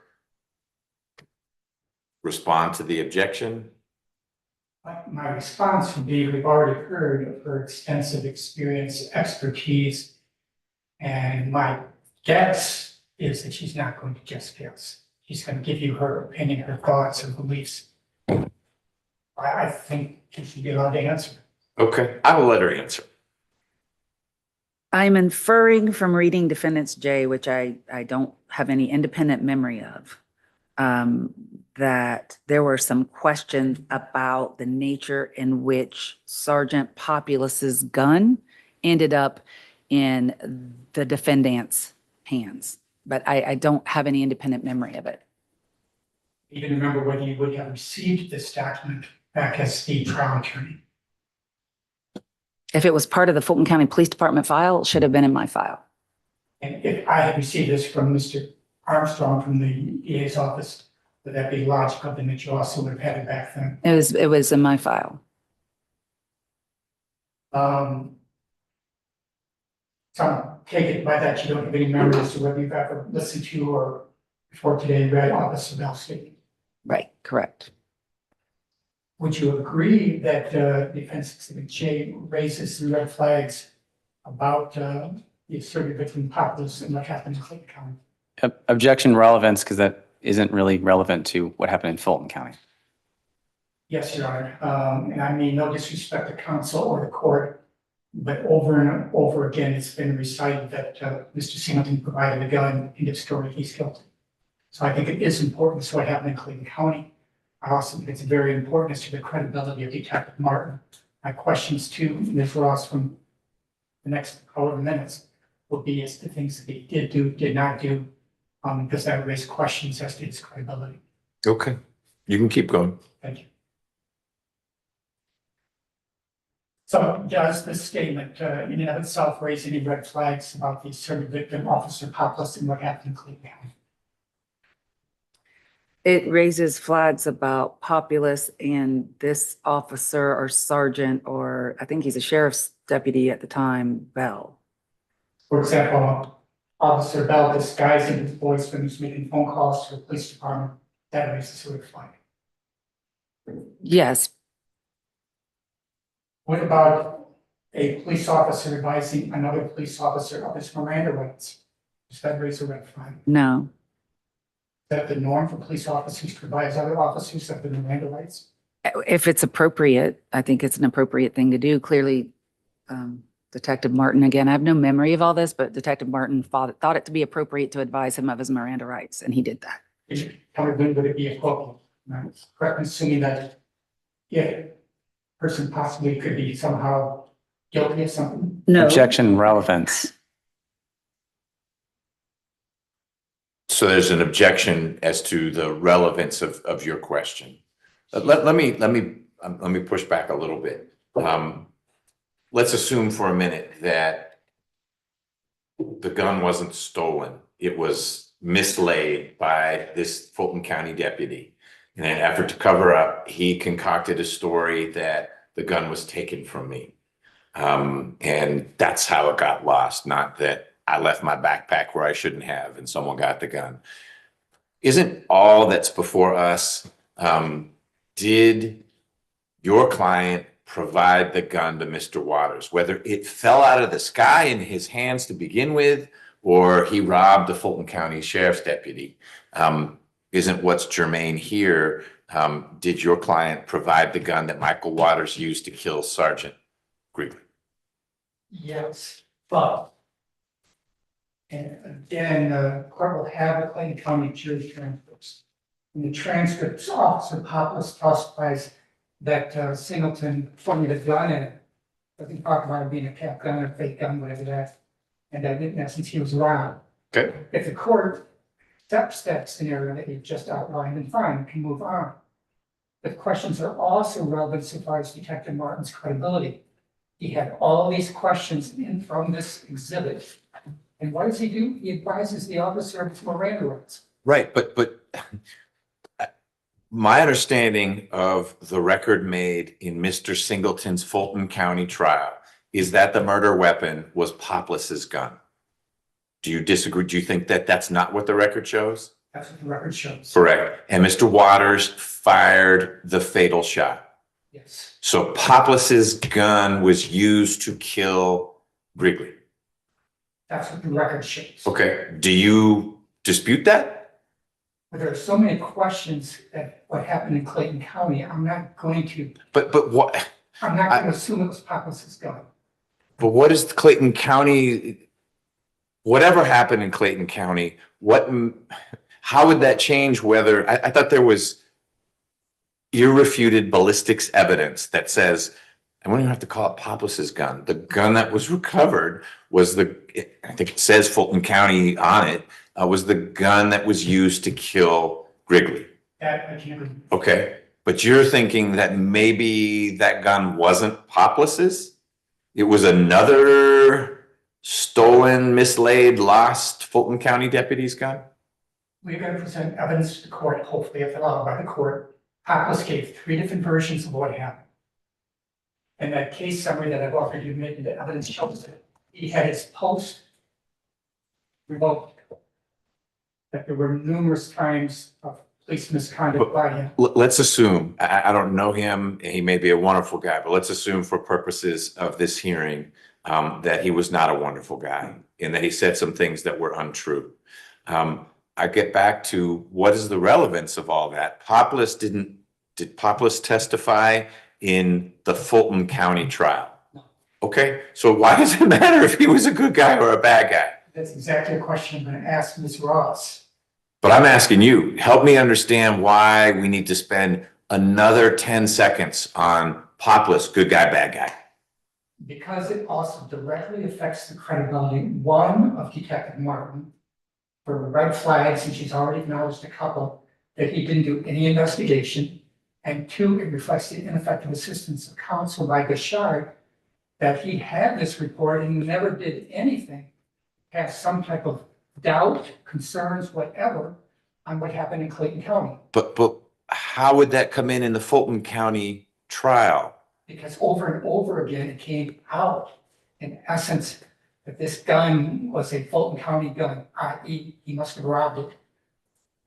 So Gashard never went into any details or cross-examined or did anything kind of take the weight off that a little bit. In Mr. Singleton's Fulton County trial, you're telling me that there was evidence allowed in that the gun was taken by force from Poplis? Evidence allowed in that this gun was a Fulton County gun. Okay, which it was. Yes. Okay, I.e. full stop. Did it go any further than that? Or it was, we know it was stolen, it was lost, bought on the black market, sold by a deputy in order to support his drug habit to someone? I mean, none of that is part of the record of this case.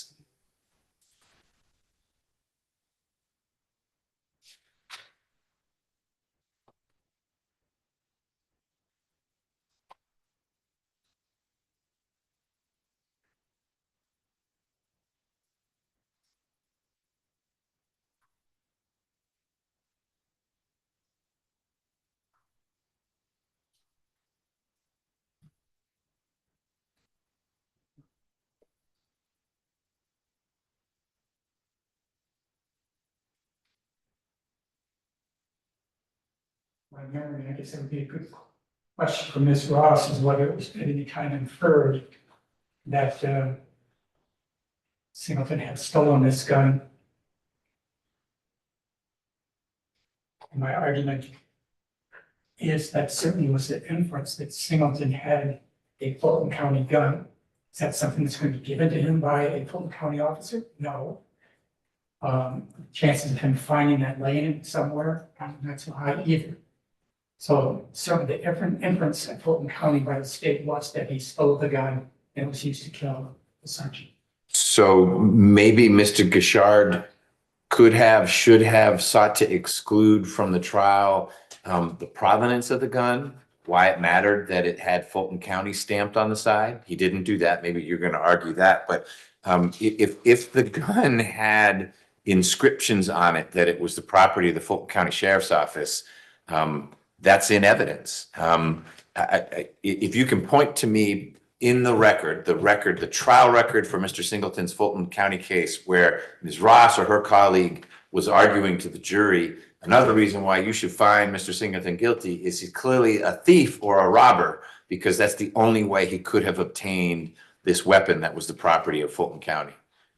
I don't remember that being in there.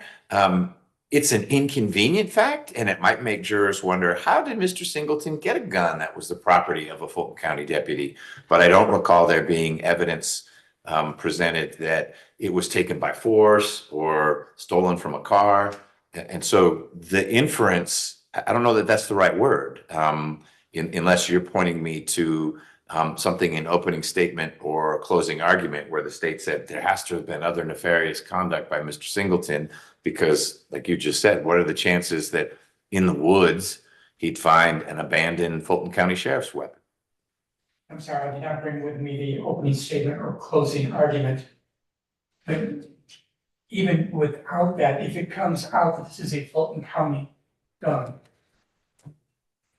is there anybody here that does not think the jury is going to make an inference that this gun was stolen by Mr. Singleton? But two different things. We're having to explore all this because you want to, it sounds like your next subject is, did Frank Martin do a good job or a bad job? And how thorough was he? Let's get there.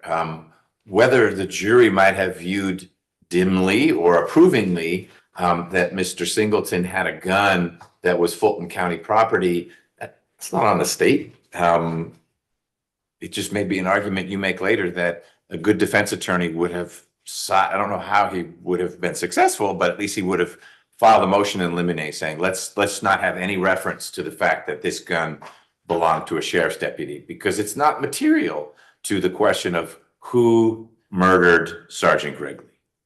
To me, a good defense attorney would have brought out that, isn't it true, Detective Martin, that Officer Poplis was given 3 different versions of what happened in Clayton County? But it doesn't sound like the jury ever heard in the Fulton County case of Officer Poplis of an alleged robbery in Clayton County. You want to go to that space because you think the jury might have, so now we are speculating, assumed that Mr. Singleton stole the gun. If you can point me to where in the record in the Fulton County case the state asserted that he stole the gun, then we can explore this more. But if it was simply a fact, which it is, that it was a Fulton County gun, okay, that was out there. It's what I would call an inconvenient fact that maybe a motion in limine could have kept out. I don't know, but that's not where you seem to want to go. I'm not interested in hearing more about populist, good guy, bad guy, multiple stories, because it sounds like that is a drama that might infect the Clayton County case. That's not the motion for new trial we're working through here. It's the Fulton County case. And I have three reasons. One, we'll be going back and forth on as to whether the state bringing out this was a Fulton County gun created a reasonable inference that the jury would believe Singleton stole it. I can only point to your nameplate there, Judge Robert McBurney. If I were to pick that up and be walking out of the courthouse with that, when I got down with security and they saw me carrying that, I think they'd probably make a reasonable inference that I can't. But if the state didn't argue that he stole it, then the jury is instructed by the trial judge, you are free to make deductions and reasonable inferences. And it's on the defense to try to keep out that fact that it was a Fulton County gun. I will put a note for me. I need to look into the opening statement, closing argument. Okay. I've already mentioned briefly, much of this is then related as to the credibility of Detective Martin. For example, at the Clayton County case, it's my understanding he testified that the July 7th statement by Waters was the truth. If there's no indication he did anything like that. In the Fulton County case, prior to all of this, I believe he testified that the July 7th statement was not the truth. Okay. So again, this fits right in with credibility of Detective Martin. Let's dive into Detective Martin then.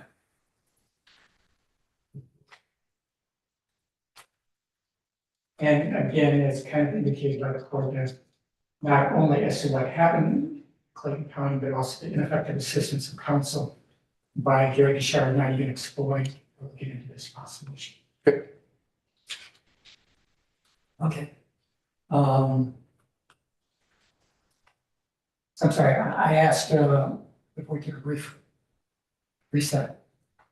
You talked about when appropriate, officers advise officers of the Miranda rights. Can you tell us when that would be appropriate? When they are in custody, or it could be perceived that they're in custody and he's questioning him. I've seen it during the years as a prosecutor being used to quote unquote intimidate a person. No. For example, if How could giving someone their constitutional rights be intimidating? I recognize you've never been a defense attorney or judge, but if an officer here was to say during recess, Mr. Carter, I need to advise you of your Miranda rights, you don't think that would scare me a little bit? I don't know what it would do to you, but I'd be appreciative that they're telling me my Miranda rights. No, I don't know what it would do to you. I don't see that to be intimidating under any You did circumstances. nothing wrong. That is immaterial of whether Miranda applies.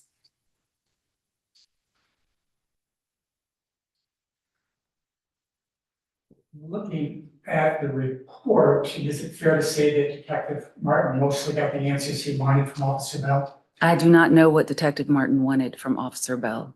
You thought by looking at the report whether he did. No. Now, Officer Bell said that he wanted to talk to Detective Martin so he could tell him whether any information he got was legitimate or yes. Does that suggest that Detective Martin played a role as to where this went from there? Objection, Your Honor. He's asking a witness to interpret a document that she has disclaimed knowledge of. Right. You may want to ask Detective Martin about this document, but it's not helpful to use Ms. Ross as an interpreter of Detective Martin's goals or feelings or sentiments. Even with her extensive experience, expertise?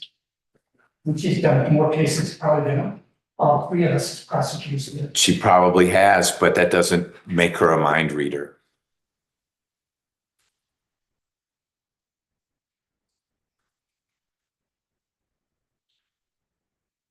What about Detective Martin asking Officer Bell, who he had discussed the suspicions about Sergeant Pappas with, besides Detective Murphy? Could that suggest maybe Detective Martin wanted to know who those persons were for their follow-up or some other reason? Objection, speculation. again, it's what does it suggest? You are free, if now that this is in the record, to argue what you want from it. But it's not appropriate to use another witness to theorize what Detective Martin was curious about or not curious about, despite her experience.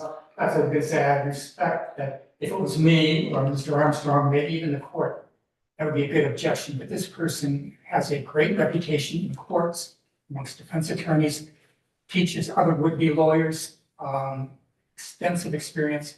If anybody could answer this type of question, I would think it would be Ms. Ross. Right, but no one can, because it's speculating what Detective Martin's objectives or goals or sentiments or feelings were about that interview, other than Detective Martin.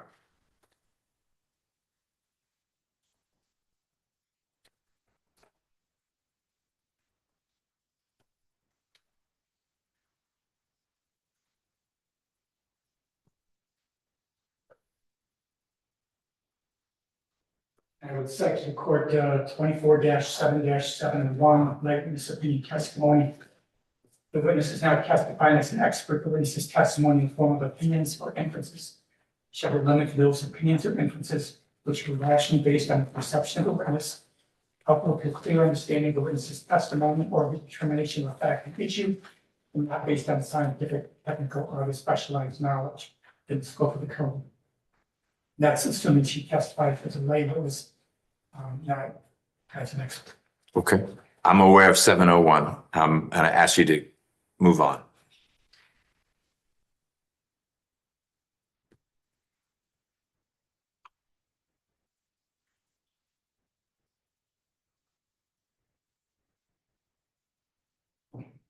Is it the common practice for police officers, and I guess by that even assistant district attorneys, when they are talking to a suspect, to first go over the statement and then put it on tape?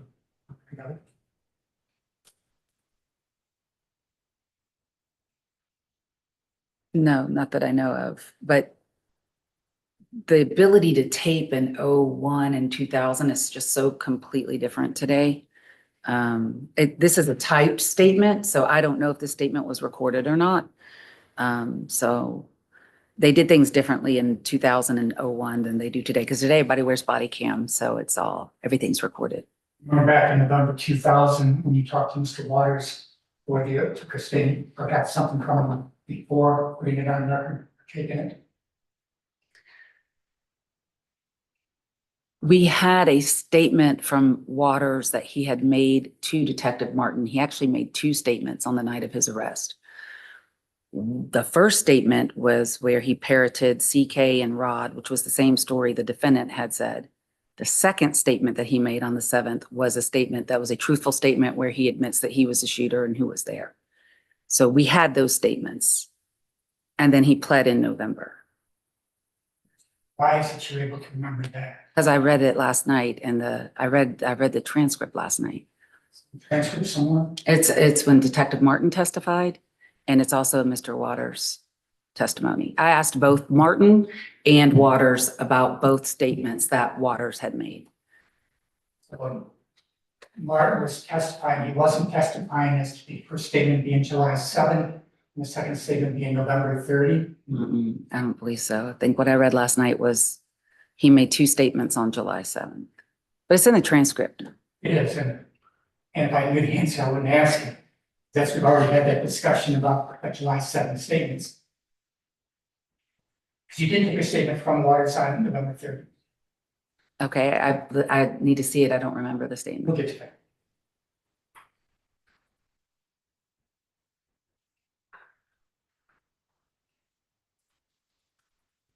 So do you remember, was it at any time ever implied that Singleton must have stolen the gun? In the trial transcript? Your trial? No, because on counts 10 and 11 of the indictment, only Michael Waters is charged with possession of the firearm and theft by receiving stolen property. No, sir, I'm not talking about the indictment, I'm talking about the trial itself. Right, well, Was it ever implied during the trial that Waters had stolen the gun? that Waters or Waters Singleton? are Singleton. I don't recall ever implying that Singleton had stolen the gun And I know that the jury got this indictment that says that Waters possessed the gun. She was repeatedly brought out at trial that it was a Fulton County Sheriff Department gun. It was stamped across the gun. Yes. Answer my questions, yes. You could see it, yes. The jury could see it.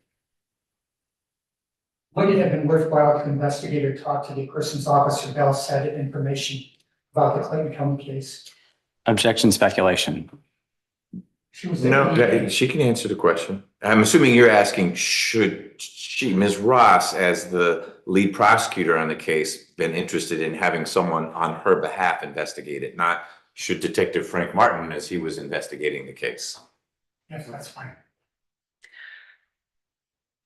I did not call Sergeant Populous to the stand. I didn't see him on the list of witnesses when I looked at the trial transcript last night.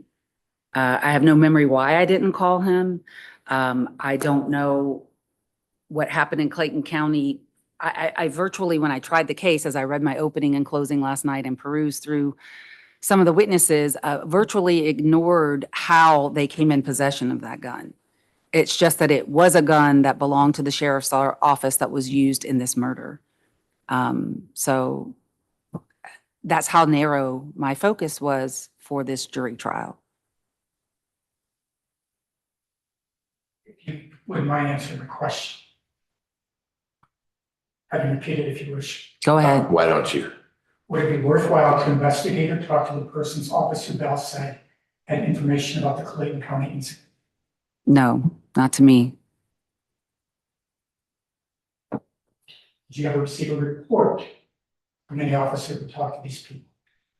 If I did, I have no memory of it. Would it be worthwhile to investigate and look into Officer Bell saying there were inconsistencies and populous reasons for being out there? No. So this can be your last question about the origins of the gun, until you show me where in the trial transcript of the Fulton case, Ms. Ross or her colleague argued to the jury, this must have been stolen, robbed, taken, and they even named populace. It sounds like to me, if you did a word search of the trial transcript, populace, other than maybe someone was describing that it was a crowded area, the name populace won't even come up. And so whatever happened with the Clayton case may be very relevant to a motion for a new trial in the Clayton case, but it continues to elude me how it's relevant here, in particular to work that Ms. Ross would have done when she just told you it didn't matter where the gun came from. It said Fulton County Sheriff's Office, but we knew where it came from. Singleton to Waters. Waters was the shooter. I know you are arguing to me, and I get it, that it's not helpful to Mr. Singleton if the way his trial played out, he was painted as the acquirer of a gun that says Fulton County Sheriff's Office on it. But if the state did not explore the method or means of acquisition, then that's not even close to a 403 issue. I don't know that I would find Mr. Gouchard to be ineffective because he didn't try to keep it out. But that's the limit here, is why wouldn't a defense attorney have tried in some way to keep from the jury the fact that the gun came from a Fulton County Sheriff's deputy? I don't know how you would if it was stamped on the gun. I don't think a trial judge would have said, you may not enter the gun into evidence, or you have to scratch it off. I don't think that's how it would have played out. But whatever shenanigans may have happened on the Clayton County side, good investigation, bad investigation, populace being honest, not honest, you haven't tied it to the trial of Mr. Singleton in Fulton County. With all respect, I don't know that you can always tie it in with one question. You've had a bunch of questions. I have a bunch more. Not about populace. No more questions about populace. Or these other names of people who may have interviewed populace.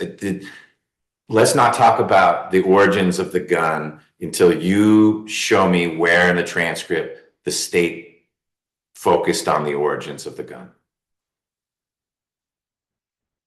Why and what did you put in your intent to introduce similar acts? I don't even remember having an intent to introduce similar acts. Could that have been related to Clayton County? I have no idea. I don't remember it. Was it granted? Because I didn't even read. I read the opening and I don't remember even talking about one. That's my next question. What we have does not show any hearing or transcripts for Jackson Demo or the motions you filed.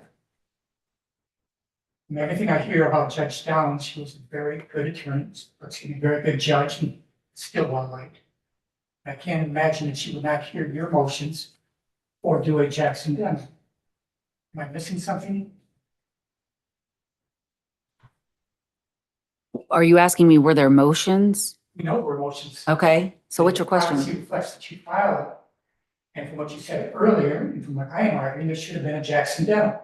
I'm saying there's no reflection of that ever being heard or any transcripts thereof. So my question to you, does that sound right? Was there a Jackson Demo? Were you heard on your motions? So that's a bunch of questions, just one at a time. Were your motions ever heard? I have no memory of what motions I even filed, much less were they heard. Jackson Demo ever heard? I have no Objection spec- asked and answered.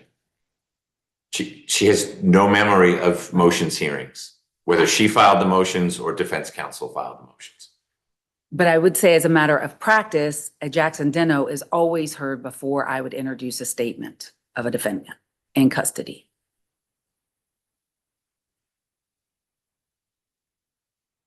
And you're saying, Mr. Hort, that in the docket, there is an entry that the state filed a notice of intent to introduce a similar transaction. It And wouldn't have been 404B back then. any motion? Okay, notice motion, either way, that there was a similar transaction filing from the state. But what you haven't been able to find in the record is a corresponding transcript relating to that motion. Yes, that's Okay. correct. All right, and that's what I took from your questions.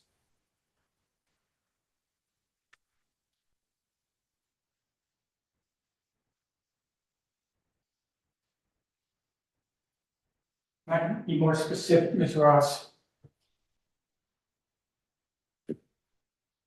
There was a intent to present evidence of similar transaction and motion to eliminate filed by the state. And it's found in the state certificate of service book 07221, page 919. And Waters, Mores, Singleton motion, pages 3-4, 24-25, 2011-15, case management, pages 5-6, 2011-28. What are, I don't know what those page numbers mean, like 2011, that's not a year, because that would be a decade after the trial. 2000-11-28. Okay, So there's indication in the transcripts of those motions also. okay. Is the actual motion in the docket, or there's just an entry in the docket that suggests a motion was filed? And Mr. Armstrong, correct me if I'm wrong, but I don't recall ever seeing an actual motion or the notice of intent. Okay, which is why we are all left sort of grasping at, was it the Clayton incident or some other situation that the state would have tried to get in? Okay, I understand better. Again, this is 20-some years later. Is it true that the only possible other acts would be from Clayton County? Nothing else that Mr. Singleton did would have merited that notice? I have no idea.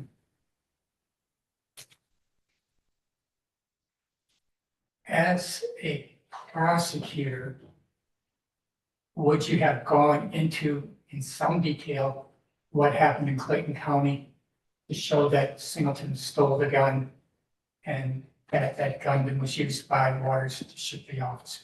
No. I've gone into that. My indictment says that Waters had the gun. Counts 10 and 11 of the indictment say that Waters had the gun. And I don't know. I stayed away from how they obtained the gun when I read my opening and closing and read Waters' testimony. I don't know why I stayed away from it. Maybe Judge Downs told me to stay away from it. I stayed away from it. That's all I remember.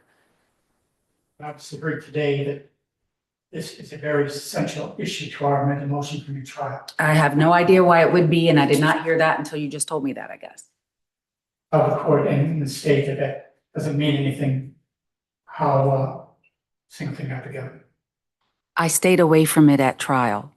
So I'm asking, is it possible that you and Gishard had some type of discussion with regards to Jackson Dental and your motions and came to some type of agreement as to then why there was no action, no ever hearings? I have no memory of any of that. No, I don't know. That's, yeah, on my other questions, should I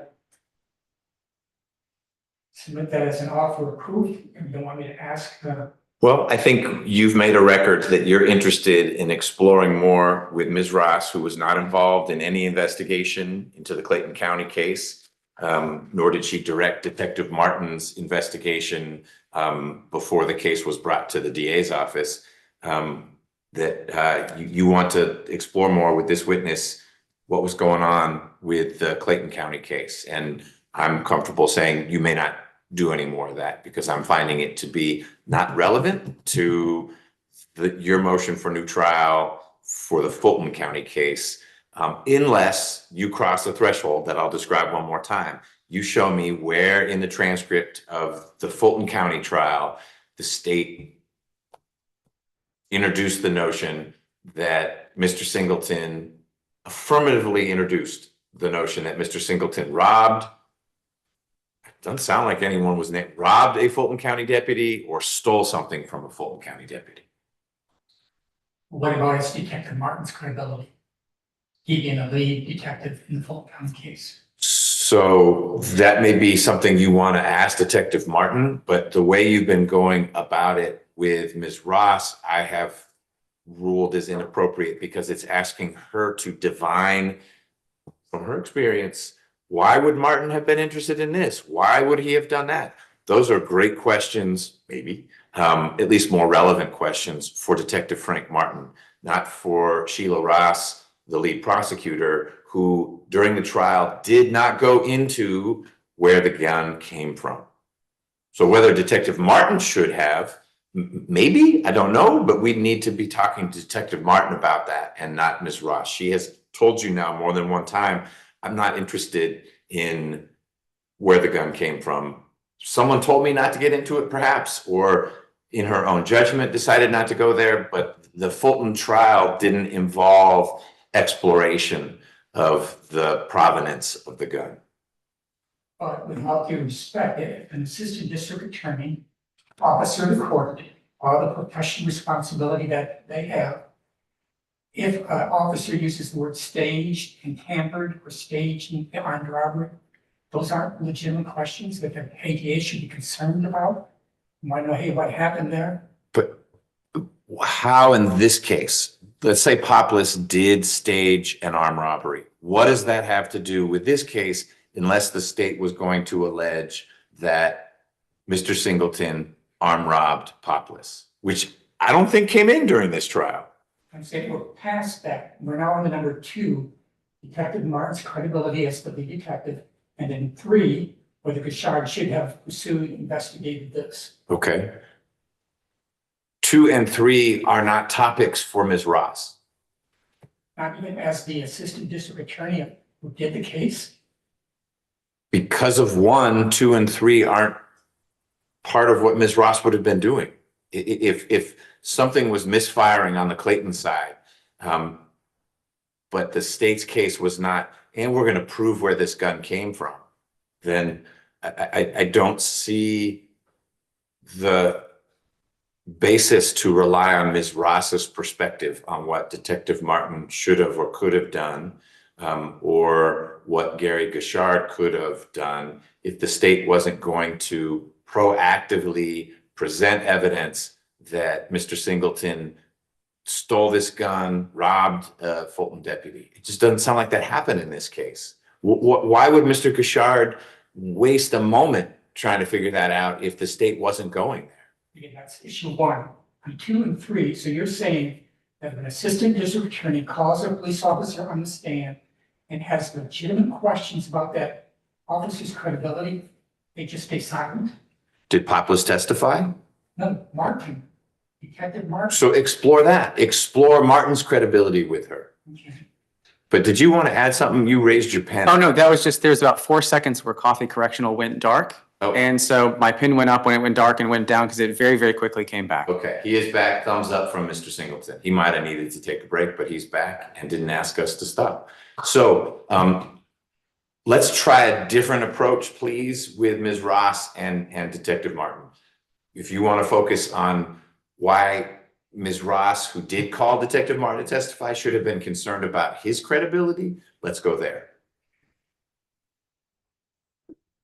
Should Detective Martin have investigated or talked to you about Officer Bell using the word staged and tampered in his phone calls to the department?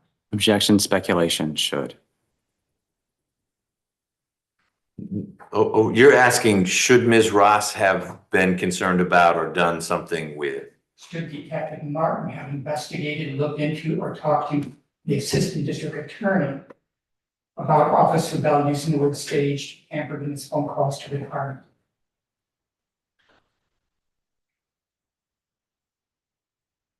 Would you have wanted him to tell you these things? Well, if this statement was part of my file, then I would have read it. So if this was in my file, I read the statement. It was in my file. Yeah, I can ask that question. Should you have asked Detective Martin about that? Hey, what's going on here? A police officer using the word staged and tampered when he's making a. Who's to say I didn't? Who's to say I didn't ask him about it? Maybe you did. Maybe I did. I have no memory of it. It would have been a worthwhile question. I think any question is a worthwhile question. And likewise, with Bell using the word staged, the armed robbery, since you had this report, that also would have been worthwhile to ask Detective Martin about that. I'm sure I had the statement. That's all I can tell you. I don't know what I asked Detective Martin about the statement. If it's part of my file, I had the statement. It would have been worthwhile to ask Detective Martin about that. About what? A fellow police officer expressing his concerns to the department using the word staging the armed robbery. I think the statement just speaks for itself. I don't know what to do beyond the statement. Would that be worthwhile for you to talk to Detective Martin about? Maybe. Would it be worthwhile to talk to Detective Martin about Officer Bell saying that Clayton County was pressuring populace to make an ID of Singleton and Fulton County was playing tag? We didn't have the Clayton County case. So I had the statement. That's all I can tell you. I don't know what would be worthwhile or worth not. Obviously, I had the statement. Do you agree that it possibly could have been worthwhile to have that discussion with Detective Martin? Possibly. You're aware that after Weston was arrested and incarcerated, Detective Martin brought populace to the juvenile facility to do a one-on-one show-up lesson. I have no memory of that. Would have known beforehand. You say, no, we can't do that. That's not right. Objection, identification of Poplis when he didn't testify is not relevant. I think Martin's conduct in connection with investigating Mr. Singleton is relevant, so you can continue. Thank you. What was the question again? Were you aware that after Weston was incarcerated, after being arrested, that Detective Martin brought populace to the juvenile facility to do a one-on-one show-up lesson? I have. No, you were not aware of that. Yeah, I have no memory of that. If it's in my file, then it's in my file. But Question then is, if we would have known about that, would you have said, Detective Martin, no, can't do that, that's not right? I don't know the circumstances of it. Is there a report that it happened or how it happened? Assume it happened. Assume that you got word from Detective Martin, hey, I got this interesting development. The potential owner of the murder weapon just identified Singleton, who's going to trial, as the guy who took it from him by force. And you said, how did he make that identification? I brought him into jail and we had a one-on-one. Yeah. What would your reaction have been to Detective Martin? That would not be a good ID. Can't see how I can trade places here. Nope.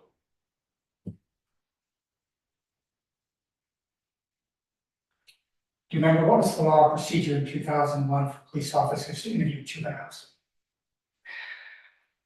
That was in 2001. I'm pretty sure Riley was in effect then, but I'm not real sure. I mean, I know it would be to Mirandize them if they're in custody and attempt to get a parent if possible.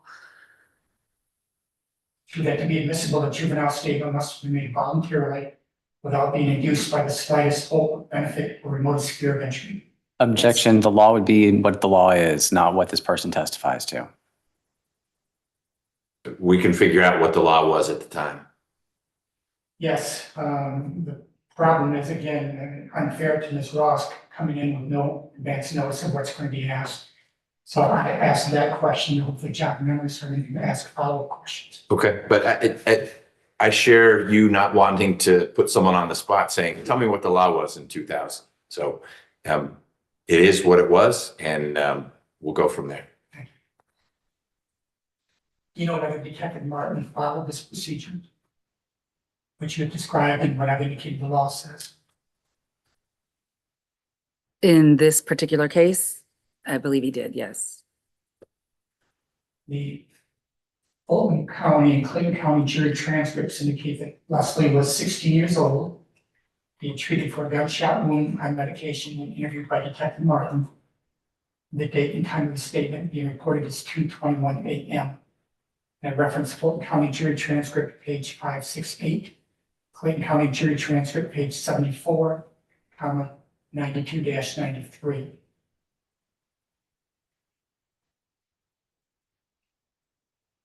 Did this ever come out in your review of the file or in your discussions with Detective Martin? Well, first of all, I've never read the Clayton County transcript, so I do not know what happened in Clayton County or their transcript. I can tell you that in our particular case, we used the defendant's statement that he made to the police at trial. Did you know that this 16-year-old juvenile that was being treated for a gunshot wound was on medication, that the interview took place approximately 2:21 a.m.? If I had known that, I probably have forgotten it, but I'm sure it's on his statement form because they have times and dates for the statements. Would that have raised any red flags for you as the assistant district attorney trying the case, whether there was a question so far as the admissibility of the statement? Possibly, but didn't he go to the police at that time? Isn't he the one that went to the police? Going back later also, he went to the police, thought he didn't go home that night. Right, so it would be different if they drug him out of his bed at 2 o'clock in the morning. I guess my answer to your question is it depends on the context. And in this particular case, my memory is that he's the one that went to the police at that hour. So it's a little different than them dragging a juvenile out of their bed. Agree that nothing else, a juvenile going to the police maybe thinks he's going home that night. I don't know what he thinks. Would you agree that the police are not letting this kid go home that night? I have seen the police let 16-year-olds go home at that time of night. Yes, I have. So it depends, again, on context and circumstances. And what they have against the juvenile and what the juvenile suits. When you say have against them, meaning the evidence they have? That was going to be my question. So it would depend on the circumstances of all of those things. The Clayton County jury transcript, and again, I realize you don't have those transcripts. That's why I'm referring to specific page numbers, so Mr. Armstrong can look and certainly verify I'm not saying correctly. Page 102-103, Leslie described threats made against him by the police prior to his interview with Detective Martin. Did that ever come out with your discussions with Detective Martin? No. Are you asking me, did Detective Martin threaten Leslie Singleton? Those are one of the officers that threatened him. No. Did he testify to that at his own trial in Fulton? Well, I haven't read the Clayton County transcript, so I don't know. I read it to you morning. It's trying to help him. So did you ever discuss that with Detective Martin? I have no knowledge that Detective Martin or any police officer threatened Leslie Singleton. Discuss this with Mr. Bouchard. Discuss what with Mr. Gishard? Threats, physical harm, abuse, anything of that nature towards Leslie or maybe any of the co-defendants. None of the co-defendants or the defendant himself I have no knowledge of any of them being threatened. Yeah, you would have. Is that something you would have talked about with Detective Martin? It's something that would have come up in court. We'd have never been able to use his statement if he were threatened. Asked in Clayton County if he told Leslie Singleton's mother that Mr. Singleton would not be in trouble if he told the truth. Detective Martin answered, I don't recall a statement to that effect, no. Clayton County jury transcript, page 85. Does that raise any red flag for you? I've never read the Clayton County transcript. I have no knowledge of it. And yeah, that's why I'm reading it to you. I'm not trying to fight with you. But didn't the Clayton County trial happen after the Fulton County trial? Yes. So what red flag would be germane to Ms. Ross? She's already finished the Fulton County trial. This is Mr. Singleton's statement that she introduced at the Fulton County trial. So I'm asking her whether that ever came up in her investigation. But then ask that, because the way I'm hearing the question is, hey, listen to what happened in the Clayton County trial. What do you think about that? And the answer better be, well, it's not relevant. So you need to reformulate the questions. I apologize. When I read what was said in Clayton County, it's to inform you because you did not have the opportunity to read the transcripts. My question then, as to all of these, is going to be, is this anything you discussed with Detective Martin? Is this something that would have been important to you as the trial prosecutor? So,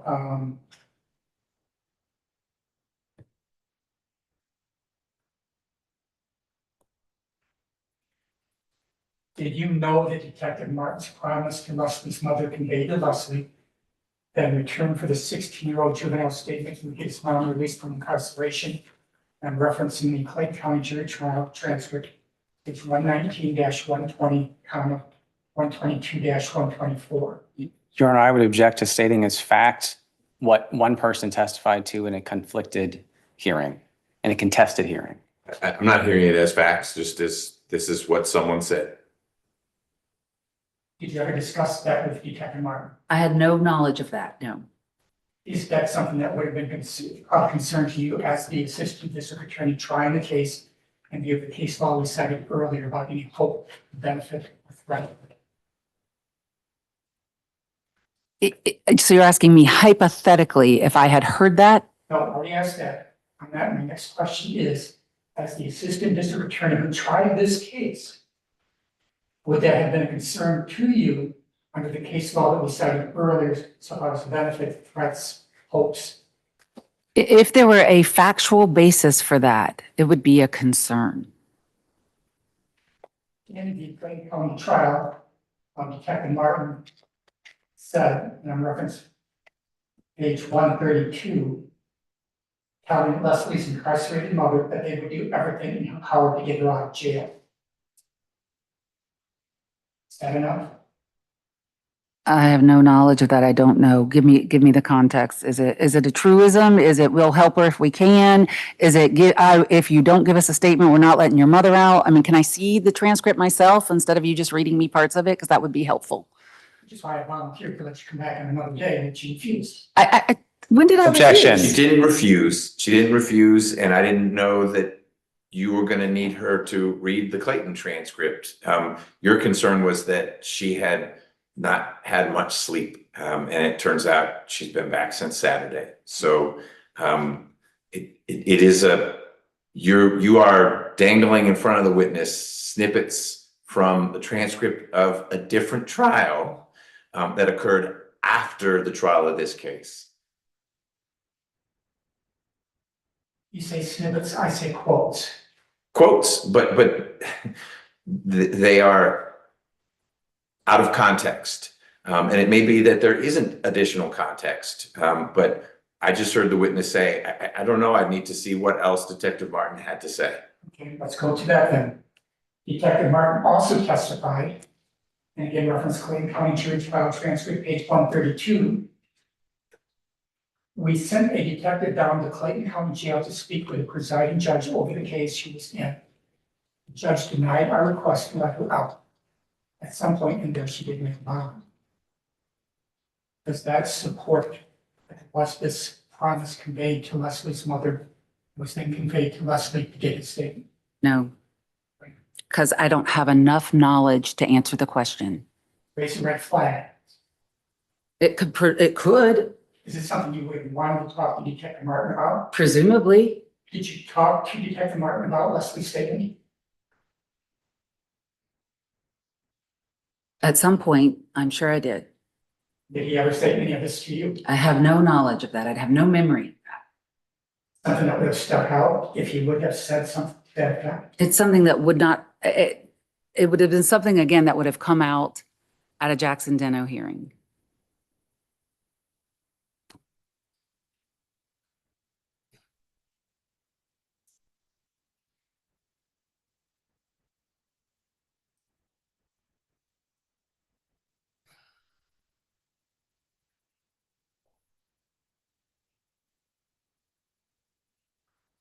At the Clayton County jury trial, transcript page 123-124, Leslie's mother testified at the Jackson Deno hearing in Clayton County that she told Leslie after talking to Detective Martin that you have to make a statement and we can go home tonight. Realizing again, you don't have the transcript, realizing again, I'm only reading to you from the transcript. Does this raise a possible red flag as to any promises, hopes, inducement, benefit? Well, you're asking me to believe the defendant's mother. I'm just asking whether it raises a possible red flag. It would depend on whether I believe the person who said it. We're ready to discuss this with each other, Mark. Sure, anything's worthy of discussion. What about Detective Martin, Clayton County jury transcript, page 128-119, using the word perjury in talking to investigating counsel? Does that possibly raise a red flag? Under what circumstances and in what context was the word perjury used? In his efforts to get a statement from Leslie Singleton. So he told the mama that she was committing perjury? I need more facts. Sure. My belief is, and Mr. Armstrong certainly can argue to the contrary, that in essence what he was trying to tell the mother, that if Leslie did not tell them the truth, he'd be looking at perjury.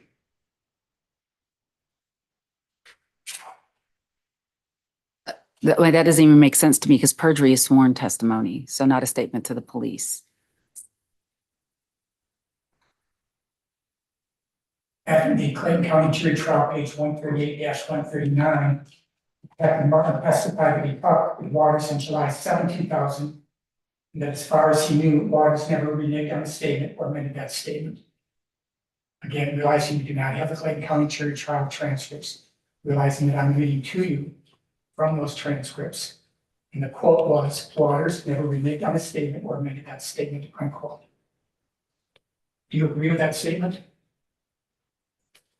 From my limited knowledge or my limited memory, and then from reading the trial transcript of the Fulton case, not having read the Clayton case, I don't think Waters ever repudiated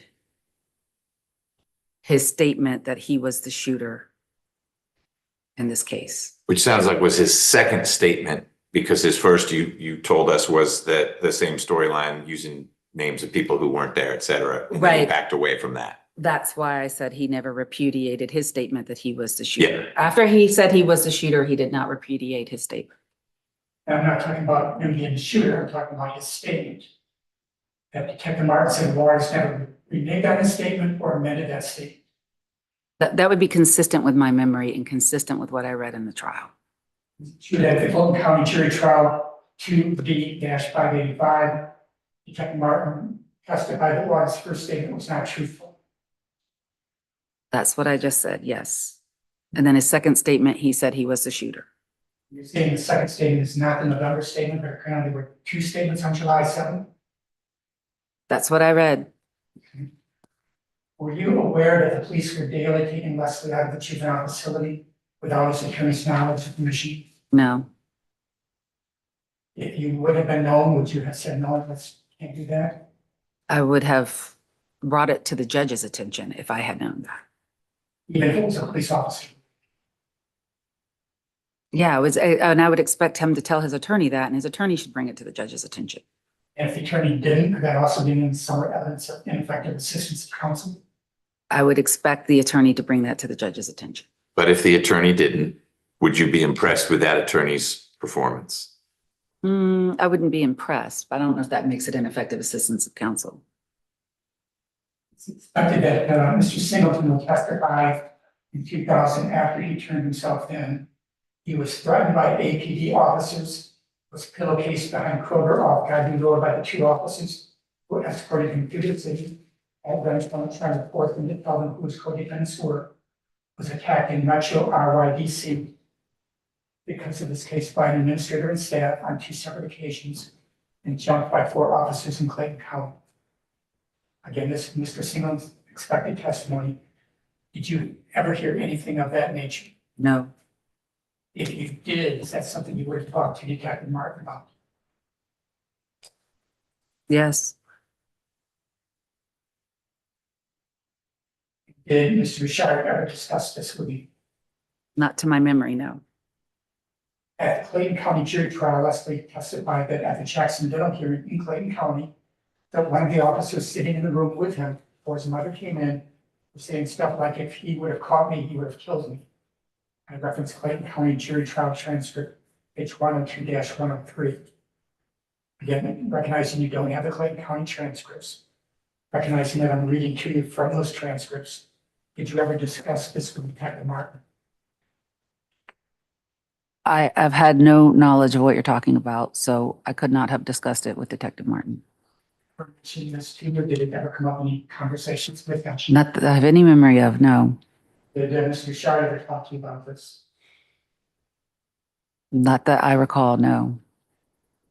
If what I have told you is true, would you still have tried to introduce those statements by Mr. Singleton?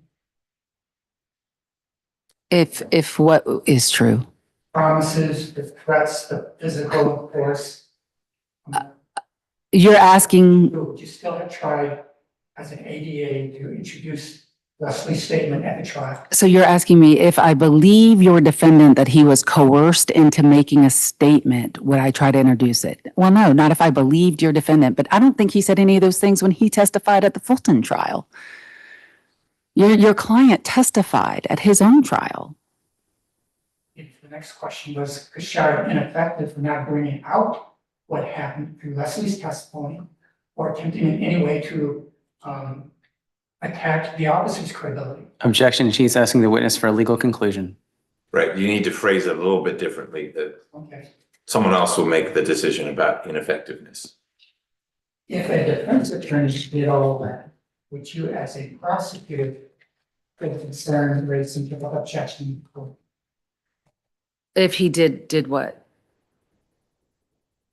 Well, let me ask that a different way. If a defense attorney would have brought out something that would otherwise may not be admissible, may not be something that was brought out of the trial, but you had concerns about it, would you have done something about it? That's such a vague question. I can't even possibly answer that. That one I will do. What was your evidence of murder, hijacking, armed robbery against David Morales? Objection. The record will reflect what the evidence was. I'm not so sure that it does. You got a first offender probation. There's no prelim, no grand jury, no trial. What's the relevance here for Mr. Singleton's motion for new trial? What Ms. Ross thinks the evidence was against a co-defendant who didn't go to trial with Mr. Singleton? One, it goes into why they didn't work out a deal with the shooter. Two, it goes into the lack of evidence against at least one of the co-defendants, i.e. without Waters, what evidence did they have against Mr. Singleton? But your question wasn't about Waters, it was about the third defendant. Yeah. Okay. And I'm trying to understand the relevance of. For one, it goes into the state bringing an indictment against somebody without any evidence other than he was somewhere in the back. Okay, but let's assume Ms. Ross says, yeah, you know what, there was less evidence against him, that's why he got first offender. How does that advance Mr. Singleton's cause? Well, my next question is, you say less evidence. What evidence did you have against Mr. Moritz? Let's say the answer is we had none, which is why we pled it out that way. Now I was going to ask, is there some similarities with regards to Mr. Singleton's case? The guy sitting in the driver's seat of the murder victim's car who gets shot and his blood is inside the car, unlike the guy who got first offender probation. I'm assuming your recitation is not your determining of facts without hearing all the testimony. Is that not what the record was established at trial? They're two different things. What the jury heard and what the larger universe might show happened. But was it not the record made at trial that Mr. Singleton was inside the victim's car when he was shot? That's what I read yesterday. I appreciate you speaking for me, but if I can communicate with the court instead. Okay, that's enough. That's enough. But I need to make sure you're tethered to the record that was made at trial and not what you have heard from your client, because those are two different things. I'm not going to be able to rewrite the record that was made at the trial, but the record made at trial was that your client was in the car, his blood was in the car. Maybe I missed something from the trial record. But you know what, we don't even need to argue about that. You have not convinced me that it's relevant to ask this witness what was the state's case against the person who pled out who wasn't the shooter. I don't see the relevance. If you want to ask about Mr. Singleton, get there. Don't have all those other steps that aren't relevant.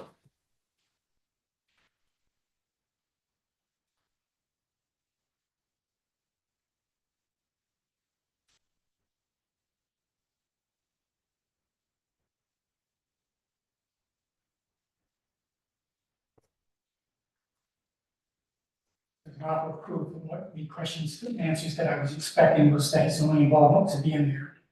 He refused to testify against Mr. Singleton. I was going to ask, what did you offer to him in return for his testimony?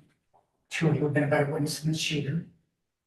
Two, after you convicted Singleton, you gave or as a plea bargain, plea to the lesser offensive robbery, got first offender treatment, no adjudication of guilt, time served in 8 years on probation. And then the question is that, tell us whether there were problems with the state's case against Mr. Moritz. Was it likewise true you did not have a very good case against Mr. Singleton without Waters' testimony? Those are the questions I was going to ask. Okay. What can you tell the court about Michael Waters? You need to narrow that question. Do you remember talking to Waters about his testimony? I'm sure I did, but I have no independent memory of it. And approximately how many times? More than once, more than 5? I have no idea. Were all of the conversations recorded from the very beginning to the end? Everything you or the officers said and everything that Waters said? I don't know about Waters' statements to the police, especially because I wasn't there for those. But when I spoke with him, I don't know if it was recorded or not. I don't remember. Is it in the file? Okay, so if it's in the file, it was recorded. If it's not, it wasn't.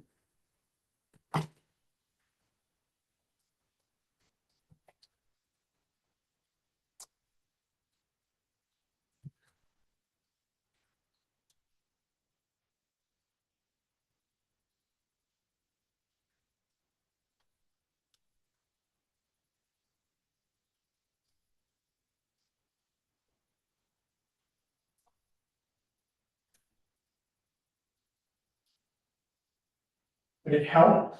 I gave you a copy of that November 28, 2007. Yes. I got that. To her looking at a document? No.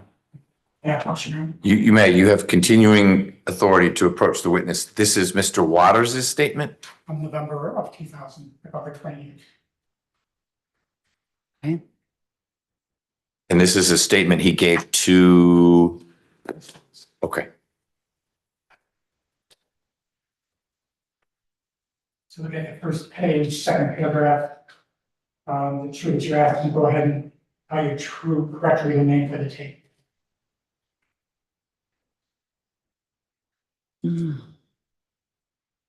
Where? First page, what, second paragraph? Second paragraph. Off tape. Purposes, That's- yes. Some big statement was taped. Some of his statement was taped, and it also says that I talked to you earlier off tape to let you know the purpose of today's statement, but I want to start, if you could just go ahead and tell me your true, correct legal name for the tape. Is that consistent? Sometimes ADAs, police officers, first day, some type of statement, and then they put it on tape. No, what this is consistent with is I met the witness, and I don't go up to people because we didn't have body cam back then. So I didn't just walk around carrying a recording in my hand. So I introduced myself to the witness and then told him we were going to get a recorded statement. And then I recorded the statement. You're talking to Mr. Weiss prior to this statement. I have no memory of that. I don't know. And if he's represented by counsel, I would never have spoken to him without his attorney, unless his attorney gave me permission to do that. But in this case, it looks like his attorney was present for this statement. I remember multiple times getting him out of the jail, one time getting him McDonald's. No, I have no memory of giving an inmate McDonald's. Would you agree that your questions on the November 28th statement were very limited?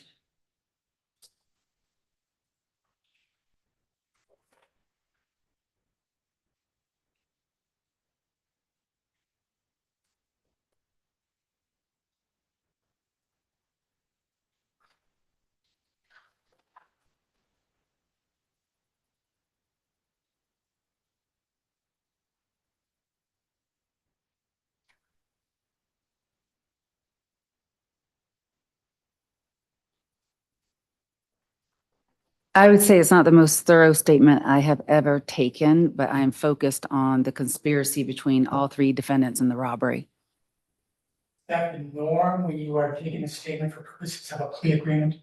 It depends. Go into details or ask what happened? It Expect to want that person's testimony to be? It depends on the circumstances. So in this particular case, he had already given a statement to the police. So I already knew what he had said there, which again, we've discussed. He had two statements. One, he said CJ and Rod, and then the second statement the same night, he says he's the shooter and goes through it. So I had that, and then I guess this was a supplement after that. Concerned that at least one of those early statements is not true. I'm concerned. I had no reason to believe it wasn't true. Let's put it that way. Both of the July 7th statements are true. No, I thought the second statement was true. We're referencing that in this statement. So I'm trying to ask if I'm making a prosecutor, without a plea agreement with a person that actually killed this officer, I want to have a black and white right then and there, in front of his attorney. This is what he's going to testify to in trial. This is what happened. You're saying that's.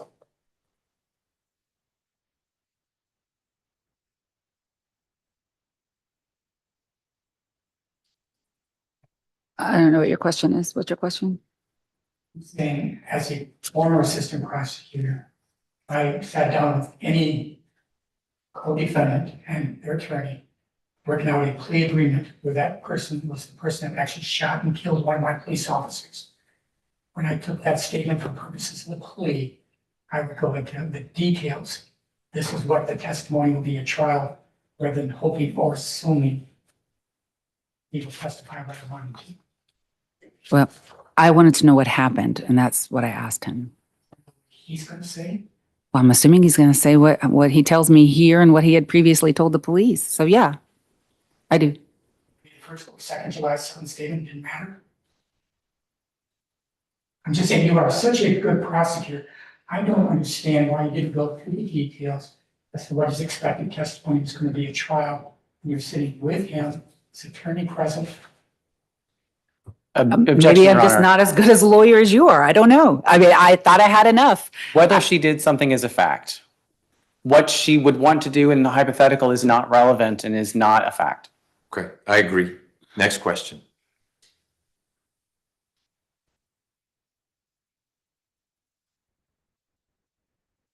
Was Detective Martin present during this interview? So Daryl Martin was there, but that is my investigator from the DA's office. It doesn't, I started the interview by saying, and present here today is Michael Williams, along with his attorney, Mr. Mathis, Miss Williams, who I believe was an attorney also with Mr. Mathis. So he had two attorneys present, Investigator Daryl Martin of the District Attorney's Office and me. So I do not believe that Detective Frank Martin was there, because if he was, I would have presumably said he was present. What if he was in the room listening, watching TV? Testimony, is that possible? I don't know where we were. Let me see if it says. We are at, I don't know, because we're at 185 Central Avenue, which is this building, and courtroom 7F. So I'm not sure where Detective Martin could have been if we were in the courtroom. That would be not norm, do something like this and not have your lead detective there? It just depends. I would not agree with you that that is not norm. Sometimes you do take statements from murderers. Yep. Without having your lead detective present. That's correct. Did you or Detective Martin or anyone else talk to Mr. Waters that day prior to the statement? I don't recall ever talking to Michael Waters until after he pled guilty. Until after he entered a plea of guilty. This day. Right. Well, this is the same day he pled, isn't it? Right. Okay. So this is, How do you know it's before he, it may say so in the transcript. How is it you know that this conversation was before he pled rather than after? I guess, I'm sorry, my assumption that you never entered a plea agreement with a murderer unless you had down what that murderer was going to say. Judge, it also says she announces that it's 9:30 in the morning, which is typically when court begins in Fulton County. This, the plea transcript says that, or? The transcript that we're looking at, right? That Got it, okay. I believe Judge Downs started at 9. Oh, never mind. I If stand I corrected. recall correctly. Okay. And I should also reference, I'm sorry, I don't want us to get wrapped around the axle on it. I just was curious if there was an indicator in the transcript saying, now that you've pled, or now that we've had this conversation, we'll go take your plea. and there is, reference the arrest by motion, page 11, 2000-11-28, that would indicate the statement was given prior to this bond motion hearing. Okay.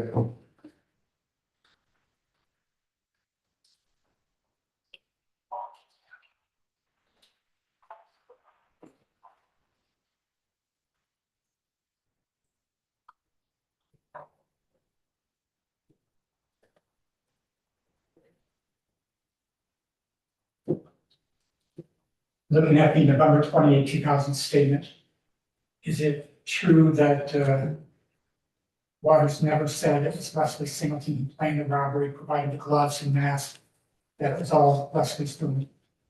I reference to where that was testified by him, 3B-695-696 at the Fulton County jury trial. Is it true that he never said that in this November 28, 2000 statement? Hold on one second. Your Honor, I would suggest that the document just be made part of the record, and whether something is not in there would be a matter for the record as the best evidence, as far as having her testify to what's not in that transcript. I agree. That makes it much easier. And then it's in there or it's not in there. Do you want to make this an exhibit if it is not already, Mr. Hort? Trying to look back through my paperwork.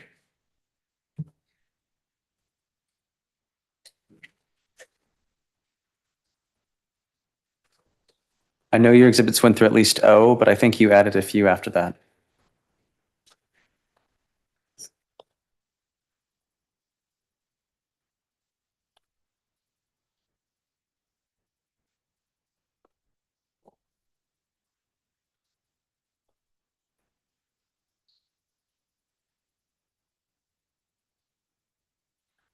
Apologize, but my memory is that is an exhibit that I offered or asked to have introduced when we started today's hearing. I do not recall that. I recall only marked exhibits, and I don't think this one has a mark. F, B. D, E, F, and then additional F, and then P. Okay. And also, there were some questions about J.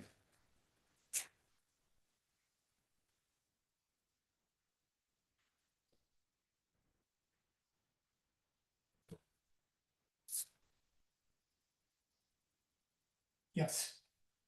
I had moved to admit into evidence defendant exhibit Y, Waters November 2000 statement received early from Mr. Armstrong.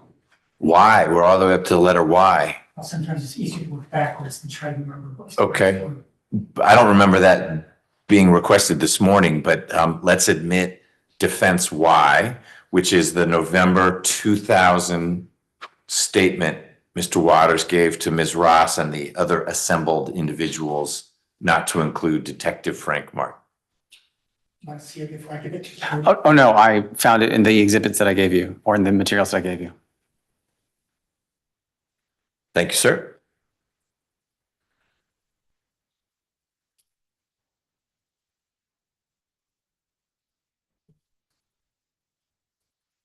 So it's now in and you're free to compare and contrast. We don't need to try to extract that from a witness saying is something not present in an interview.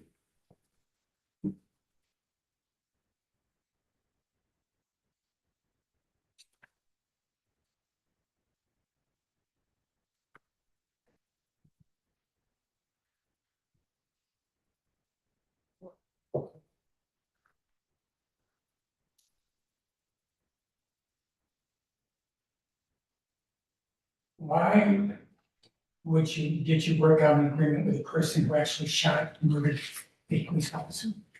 He wanted to enter a plea of guilty. And he expressed remorse for his actions. And he offered to plead to life plus 10. So He offered, or was that offered to him? he wanted to plea. I realize that. My question is whether the life plus 10 was offered by you or the police or the state. Well, it would never be offered by the police, so it would have come from the district attorney. And I don't know, because I don't remember specifically whether the defense attorney, I know I was surprised that he wanted to plea because we were in court and all of a sudden it was announced that he was going to plea. I don't know if the defense attorney came to me and said he'd take life plus 5, or if the defense attorney came to me, or plus 10, sorry, or if the defense attorney came to me and said he's interested in pleading, what can you offer him? But regardless, he expressed a desire to enter a plea of guilty and admit what he had done. Did it ever come out from Detective Martin or otherwise that he was told that with this plea agreement he would do 10 years and be free? No. What about that with this plea in his testimony, he could be home by age 31? No, and that is inconsistent with the transcript of his plea that he took before Judge Downs. Would that have been placed in the transcript before Judge Downs that person was told he'd be home by age 31 or they could only do 10 years? Well, I don't know why he wouldn't say that back to the judge when she's telling him what his sentence will be. Well, you don't need to guess why it wasn't in there. If it wasn't in the transcript, it wasn't in the transcript of the plea. Yeah, I'm just, as to why it wasn't in there, I'm refuting what she's saying. But it doesn't matter why it wasn't in there. If it's not in there, it's not in there. Did Detective Martin or anyone else tell you that Waters was told without the plea agreement he would die in prison? I don't have any memory of that. If anybody did tell Waters that with his plea he would do 10 years and be home by age 31, would you agree that would be false or deceptive if that's what he was told?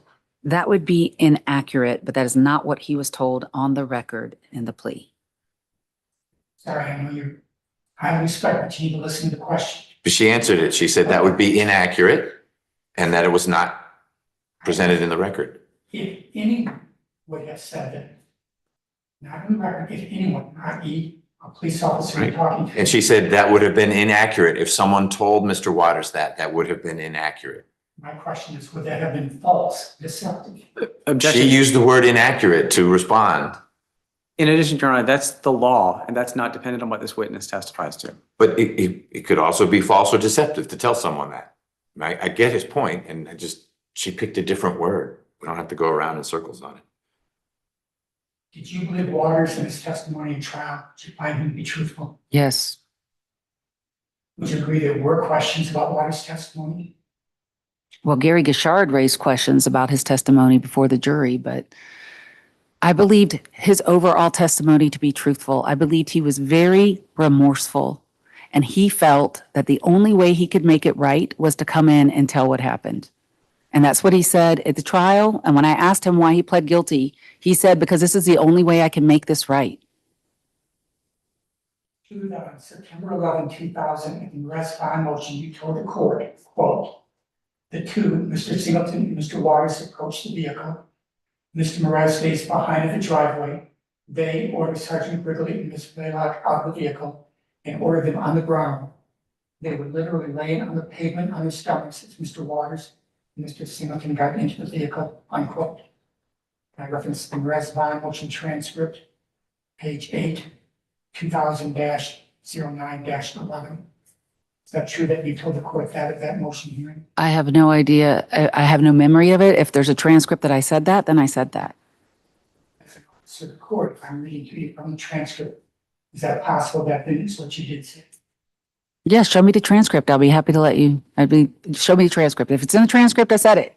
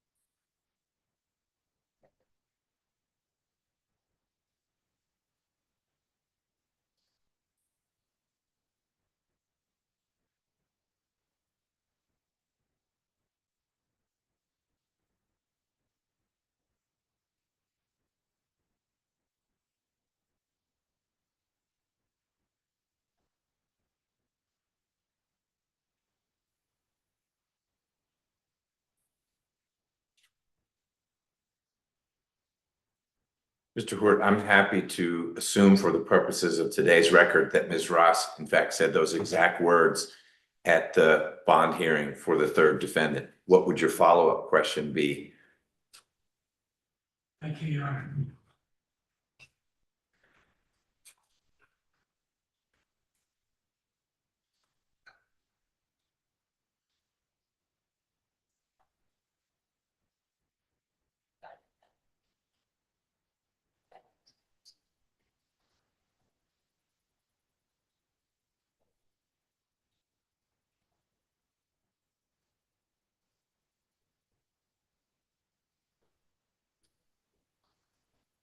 In looking for that document, I run across to page 8 in the Fulton County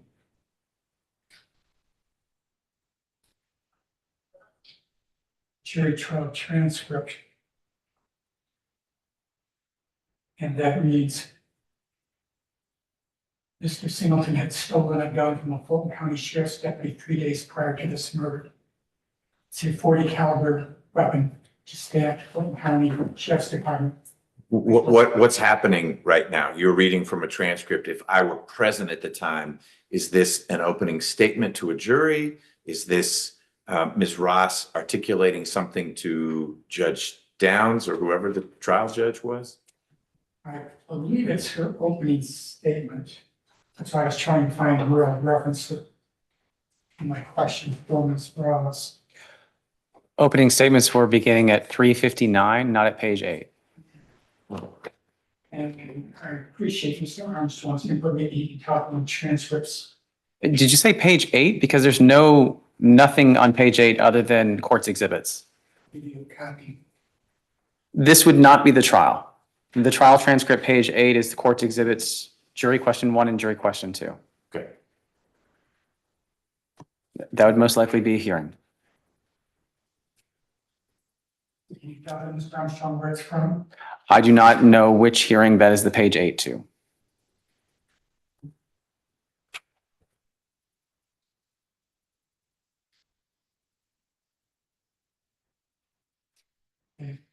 Huh.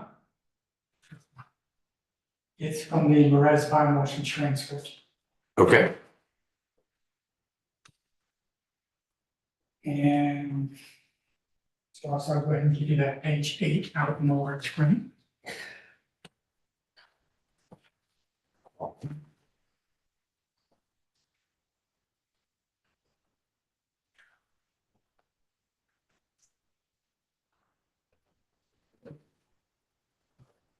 So, is that true? Did you tell the court on September 11, 2000 that Mr. Singleton, Mr. Waters approached the vehicle?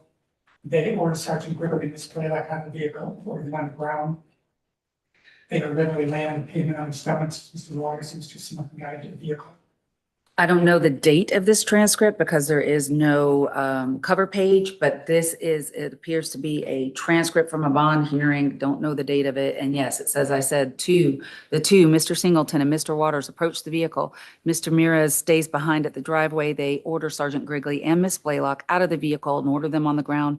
They're literally laying on the pavement on their stomachs as Mr. Waters and Mr. Singleton get into the vehicle. Yes. And you found it yet, Mr. Armstrong? Oh, no, I don't know what day it was filed. I don't know what you're asking me to look for. You don't just have a transcript from the bond hearing. Okay, would you agree this is inconsistent with what was told the court on November 28th? And I will give you a copy of the page 11 transcript from that hearing. And what was the hearing on November 28th? It was a Perez bond motion. Do you have more than one bond motion? So it's page 11. The date of the hearing is 2000-11-28. And reading from the transcript, when they stumbled upon Sergeant Grigley and Debbie Blaylock arguing, it was Michael Waters who said, "This is our chance." And Michael Waters told the other two to wait in the driveway while he went in and perpetrated the crime, which you've heard about many times at this point, which we won't go back into. I'm saying that. Well, that is a snippet of this hearing. So apparently I had said something earlier and I didn't want to repeat it to Judge Downs, who was a very impatient jurist. And so I summarized it. So I would not agree with you that 8 and 11 of 2 different transcripts on 2 different days are inconsistent statements. No. So what I read to you from both hearings are consistent? Let's assume for a minute that they're not entirely consistent. What is the relevance of that? We don't even know what page 8 is from.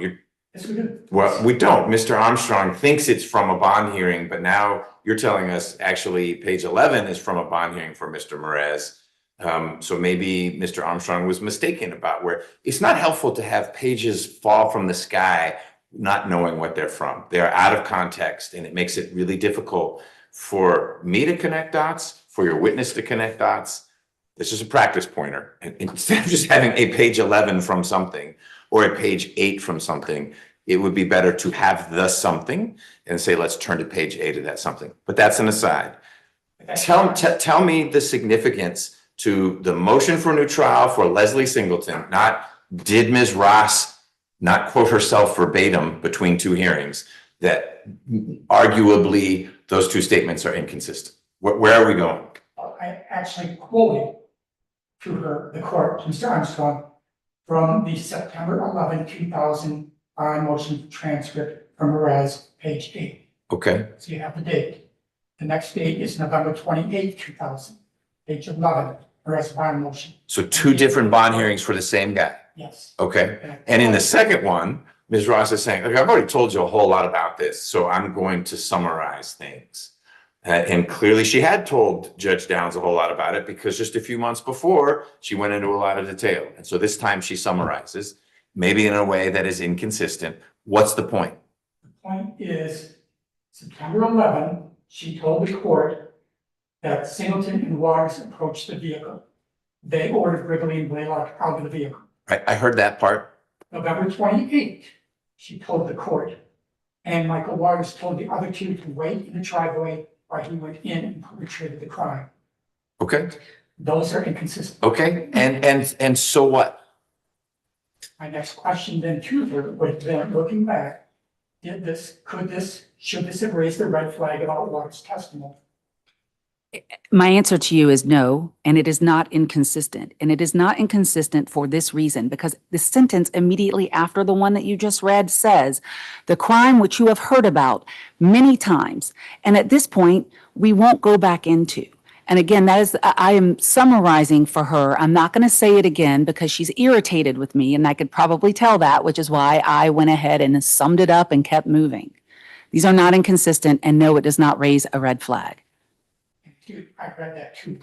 Not add anything to what I read. Okay, but I'm hearing what you find to be inconsistent because one, a pair of people approach the car and perpetrate the crime. And in the second bond hearing, words spoken by the prosecutor, not by Mr. Waters, are different. It is that Mr. Waters said, you two wait here, I'm going to go do the deed. Those are different things spoken by the prosecutor, not by Mr. Waters, not by Mr. Merez, not by Mr. Singleton, in a bond hearing, not in front of the jury, where that's the audience we're focused on. And it's the trial we're focused on, not the bond hearings. What is the so what of two different versions, similar but not exactly the same, of events shared with the judge for purposes of bond hearing?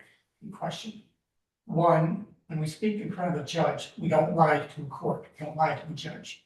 We tell the truth as we know it. Two, by telling the court two different things, that then raises a question about Waters' testimony. Why? On the one hand, he said it was me and Singleton that went up to the car.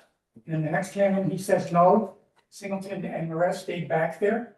That doesn't raise a question as to the truthfulness of his testimony. But in neither of what you read to me, does Ms. Ross say, I know what I know only because Mr. Waters told me?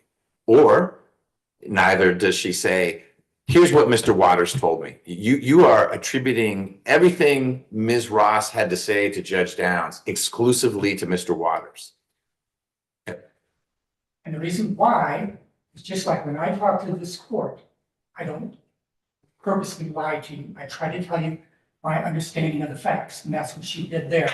And I'm saying with two very different versions of what happened, that should raise a red flag as to his testimony. She's saying no, okay, I can move on. Well, I'm sharing your observation that those aren't the same. One is two people go up to the car. The other is, no. Two of you stay back. I alone will go up to the car. Those are not the same thing. They're not consistent. What I'm not following you on is why that means Ms. Ross should distrust Mr. Waters. Maybe Ms. Ross should say things differently in front of Judge Downs if she doesn't have 15 other cases going on and she didn't remember exactly what she told Judge Downs before.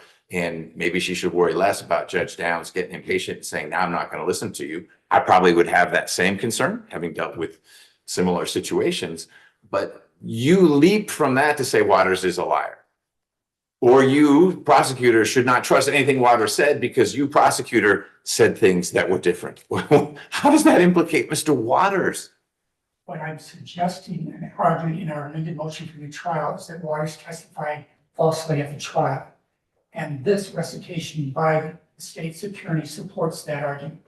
It also supports as to why he should allow into evidence his letter and his affidavit, because there is a legitimate question about Waters' truthfulness at the trial. And if it was not truthful at trial, we would submit there is ground number one, granting him a new trial, where you have a competent trial attorney and you have truthful witnesses. Okay. Got it. You've connected the dots. Next question for Ms. Ross. Thank you.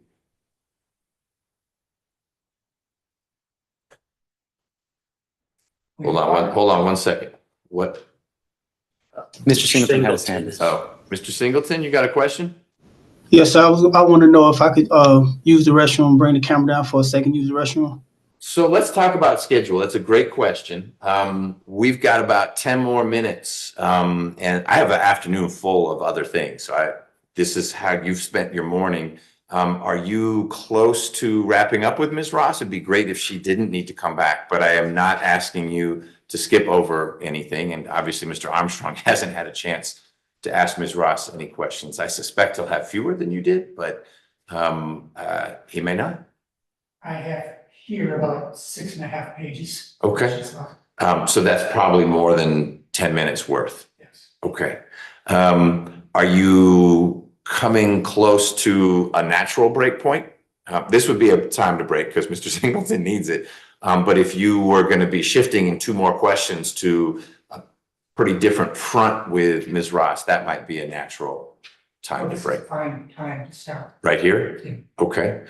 Someone else came in and then left. Your investigator, was that someone who was going to testify? Had we made more progress this morning? Yes, Your Honor, and noting the rule of sequestration, I asked. No, you did that all right. I just wanted to make, because he'll be able to go soon, but you Yes. handled that just right. Yes, Your Honor. Okay. All right. Probably the investigator. Mr. Dixon. Okay, great.